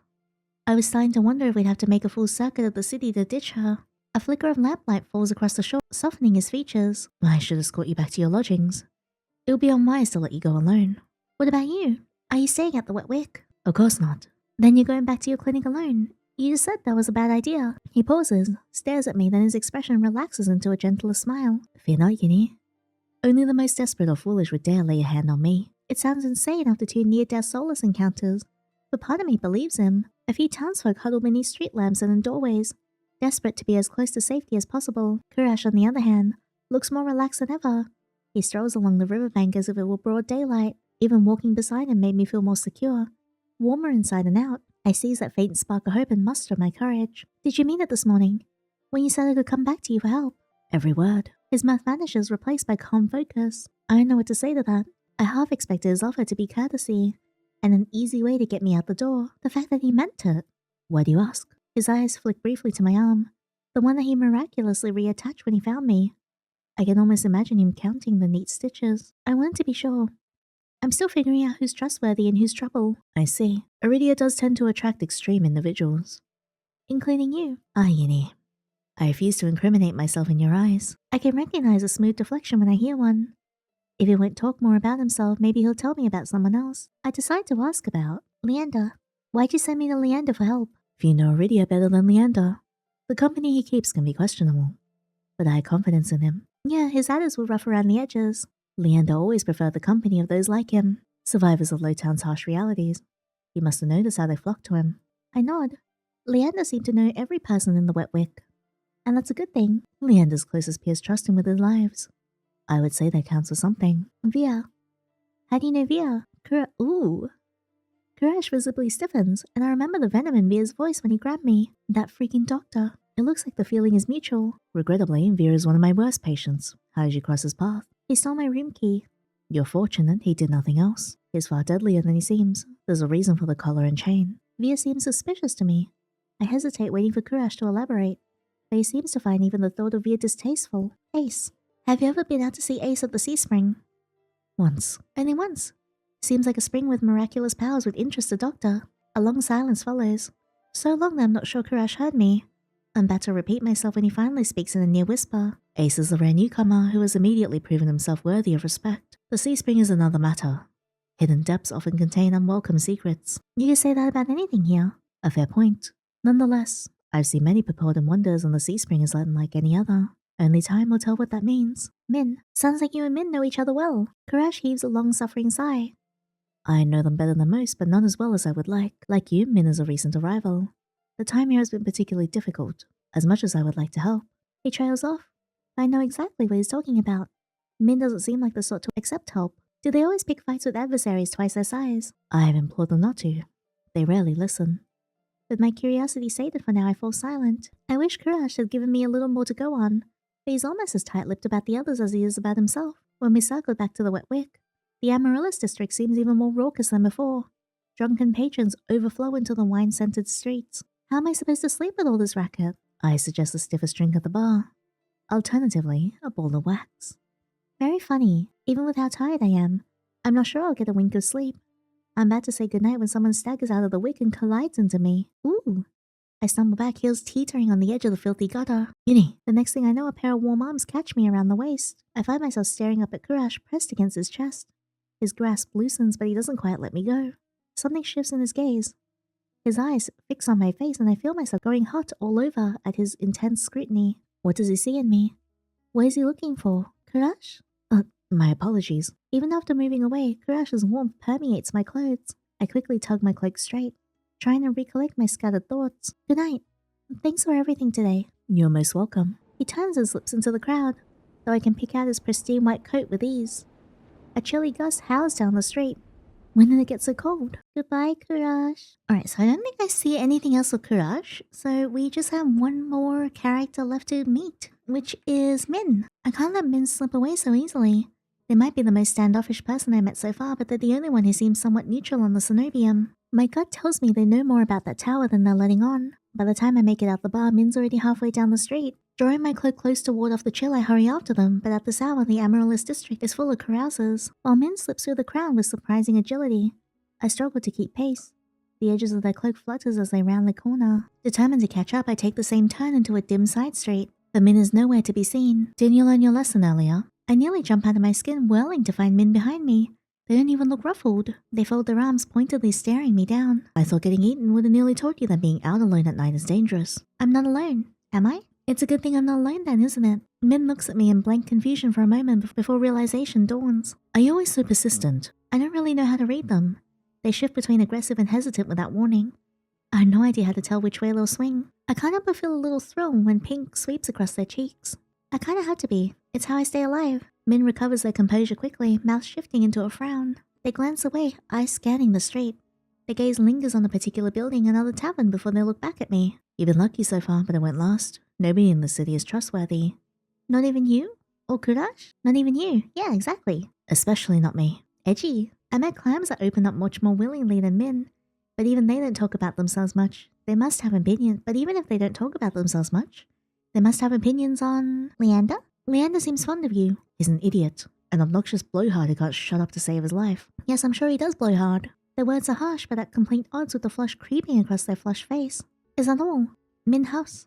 Seems to physically pain them to speak again. He does acceptable work. Pays on time, which is more than I can say for most. And the Adderstone look after Lowtown. If he was capable of being quiet for more than 10 seconds at a time, he'd be almost tolerable. Their tone grows almost fond, but then their brows draw together as they glare at me. But I'm not one of his adders. If he told you otherwise, he was talking out of his ass, as usual. He has work to offer and I sometimes take it. That's all. I somehow doubt that, but Mhin seems disinclined to say more. Kuras?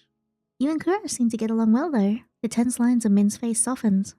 He's an exception. Few people are willing to help others and fewer still when there's any risk involved, and of them, Kuras is unique. I have a feeling that Mhin doesn't smile often, but the curve of their lips, however slight, is unmistakable. They catch themselves, eyes glazing over with feigned indifference. He's not the worst. A decent doctor even if he asks too many questions. But nothing in Eridia is free. Unique is one way to describe Kuras's work.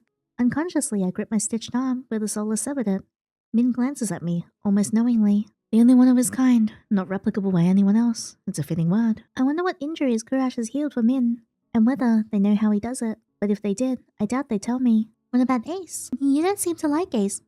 I don't like anyone, but especially not that bloodthirsty gangster. The words tumble from their mouth before I can even finish my sentence. Did he do something to you? Beyond existing, no, but I'm not waiting around to get hurt first. That sea spring he runs, with all those smiling red-eyed people? I suppose his one saving grace is that he hasn't forced anyone to drink from it. Yet. Monsters like him don't know or care about what they have. Makes me sick. Their voice echoes down the empty street, startling me. I blink, staring at them. You really don't like monsters, do you? Mhin fixes me with a flat gaze. Their pale eyes like chips of ice. Every monster forced their way out of the shroud and into this world for some reason. I may not know Ace's reason, but to the vast majority of monsters, humans are food, playthings, or beneath notice. That may simply be their nature, but I don't have to like it. And I'm not going to risk my life in the hopes that any one of them is different. A lot of humans fear or hate monsters, but there's something different about how Mhin talks about them. It sounds personal. If they keep asking questions, ask them about something else. How did you meet Vere? Min's face scrunches like they're just bitten into a rotten lemon. That perverse flea bag jumped me during the fogfall. So I stabbed him and left him in the gutter where he belongs. My heart thuds hard in my chest. Their voice is icy with disgust. The night air feels warm by comparison. It's a shame it didn't stick. I suppose I'll just have to keep trying. I remember how they dispatched that Soulless earlier. Understanding anatomy is one thing, but that precise clinical strike spoke of experience. I wonder how many times they've killed to get so good at it. I take it your opinion hasn't changed. He screws with people for kicks. Every sentence out of his mouth is either crass innuendo or conceited put-down, and whatever he's done is bad enough that the cenobium has him on a leash. There are monsters living on every other street.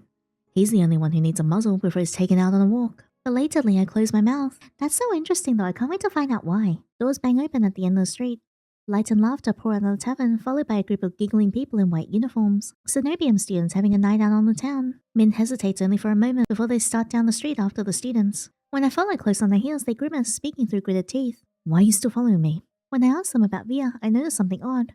Besides their vehement dislike of him, while Mhin didn't exactly sound enthusiastic about the cenobium, they were the first to speak of it without anything besides open animosity. Ahead of us, the students pile into another bar.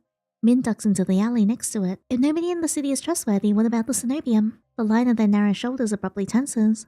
They lift their chin, giving me a wary look. You're a stubborn one, aren't you? Kuras must have warned you about the nature of Eridia's currency. Right. Information and secrets. I fidget, uncertain. I don't trust Mhin's mercurial moods, and clearly there are things they aren't saying. Their eyes dip towards my hands, passing over the bandages like a razor. That steady gaze full of keen-edge possibility. I shiver, hastily shoving my hands into my pockets, and they frown. But their eyes drift away from me to the window of the bar next to us. It's opaque, either frosted glass or caked in dust. But some of the warm light diffuses out into the alley. The cenobium is a place of learning. If someone has questions that can't be answered by anyone else, the cenobium might have a solution. Or at least that's how it was, once upon a time. These days, its doors are closed to outsiders. That's about what I expected after being shooed off earlier. Just as I start to relax, they speak again. Whatever you're looking for, the cost may be higher than you're willing to pay. The sheer hypocrisy of their words ticks me off. What gives you the right to talk when you're doing the exact same thing as me? What questions are you asking that only the cenobium can answer? That's personal. So there is something Mhin is looking for at the cenobium. I suppose that makes two of us. If they're following groups of cenobium students around, they must not be having much luck either. Everyone seems to hate or fear the cenobium, but you don't. They flinch. Spurred by curiosity and lingering annoyance, I press forward. You must know something about them. Something you haven't told Leander or Kuras, but they're not letting you in, which means you're one of the outsiders. In the space between one breath and the next, Mhin closes the distance between us. Oof! Slender fingers grip the front of my shirt and they slam me against the wall with shocking strength. The force of the movement knocks their hood back, messy hair fluttering around their face. I'm standing on tiptoe. Min's lifted me nearly clear off the ground with a single hand. The realization sends an electric tingle down my spine. But before I can begin to wonder what that's about, Mhin snarls in my face. You don't know what you're freaking talking about. The angry twist of their mouth draws my eyes down. To the beauty spot at the corner of their lips, I can't stop staring at it. The marks incongruously delicate compared to their fiery gaze, their steel-bone grip. But then so is the rest of them. Neither do you. We're practically strangers, so why are you acting like you know anything about me? Your line of questioning isn't exactly subtle. And it's not hard to guess that this has something to do with your hands. You think you can use me to get into the cenobium? Don't be naive. I don't get angry easily. I can't afford to when a moment of carelessness could be fatal. But when Mhin mentions my hands, my temper flares hot. Who says I'm the one that needs you? Realization strikes me like a thunderclap. You're not getting anywhere by yourself either, are you? But you can't make yourself ask for help. You're stuck. And it's your own fault. I brace myself expecting Mhin to snap at me again. Instead, their eyes drop. Their brows furrow in frustration, but the twist of their mouths is miserable. Their voice trembles almost imperceptibly when they speak. I know. The city only cares about what you can give or what it can take from you. Information, power, connections. If you're an outsider here, nobody will help you. Nobody will even try. You don't belong anywhere. My heart thuds in my chest for an entirely different reason now. They seem suddenly very small, alone, like me. Mhin jerks backwards, releasing me so abruptly that I nearly stumble. Maybe they realize how close we were. Maybe they said too much. Press forward, determined not to let this go. I press forward. Mhin takes another step back, but this time they're the ones with their back against the wall. Look, we both want something from the cenobium, right? But either of us are going to get anywhere on our own. We could help each other. It's worth a shot. Did you think? Mhin sighs. They sound annoyed. But any real hostility seems to have gone out of them. You made it this far already, I'll grant you that. But if you're looking for help, you should look elsewhere. If you stay too close to me, you'll get hurt. I don't mind getting hurt. Before I can think of what to say, the door bangs open again. The cenobium students spill back out considerably drunker. Their ranks seem to have swelled with other barflies. The group floods back into town towards that great tower rising moonward. As I'm distracted by the commotion, Mhin draws the hood up and slips away from me. I catch Min's eyes for a moment, and then they're gone, vanishing into the crowd. And that was Min's route. And that was everybody's post-tavern scene and full playthrough of the brand new demo. That was so good. I'm so happy. I love that. I loved the extra lines of dialogue so much, and also the extra red choices too. My favorite, of course, was that massive, extra scene that you got with Leander up in your bedroom, because that was my god. Obviously, Leander is very sus. He's got a lot of snake imagery, a lot of Ouroboros imagery as well. The people around him, seem to think that he's absolutely full of shit, especially Vere, too. Another thing that's quite interesting is, if you look at the trailer and you look at everybody's silhouettes, it flashes their monster form, except Leander's only got his own. So I wonder if that's implied that he's the one who's the monster. So I've always been so intrigued by him, alongside all the imagery with the lilies, which means death and renewal, his name being a derivative of oleander, which is a very, very poisonous flower as well. It makes me very interested to find out more about him. And obviously, despite how suspicious he is, I'm going to fall for him hook, line, and sinker. It was so good to see Ais again, Vere, and Kuras, and Mhin as well. I love the new expressions. I loved the little extra scenes that Vere got as well, so changing his ending from the previous demo. as well as Kuras having that little section where you got to tour around Eridia with him a little bit, and the new backgrounds were absolutely beautiful as well. I love seeing this so much. Massive props to the team for putting out the brand new demo. Genuinely, Red Spring Studio are such incredibly kind folks. They work so hard. Their marketing and art direction and like just game direction, narrative and everything is so incredibly succinct and tight. They are absolute titans and so talented. It is always such a pleasure to be able to experience Touchstarved and see how much love has very clearly gone into such an incredible game with so much good lore and backstory, honestly. But thank you so much for experiencing the brand new demo with me. And I really appreciate you guys coming along with the adventure. Actually, I'm very curious to know, out of Leander, Kuras, Mhin, Ais, and also Vere, which one is your favorite? Let me know in the comments below. I would love to hear about it. But also, I highly encourage you guys check out the new demo. I put the link in the description box below, and also don't forget to wishlist this on Steam so you get the latest updates from the lovely developers. But that's all for now. Thank you again for your presence, and until the next fictional man, take care.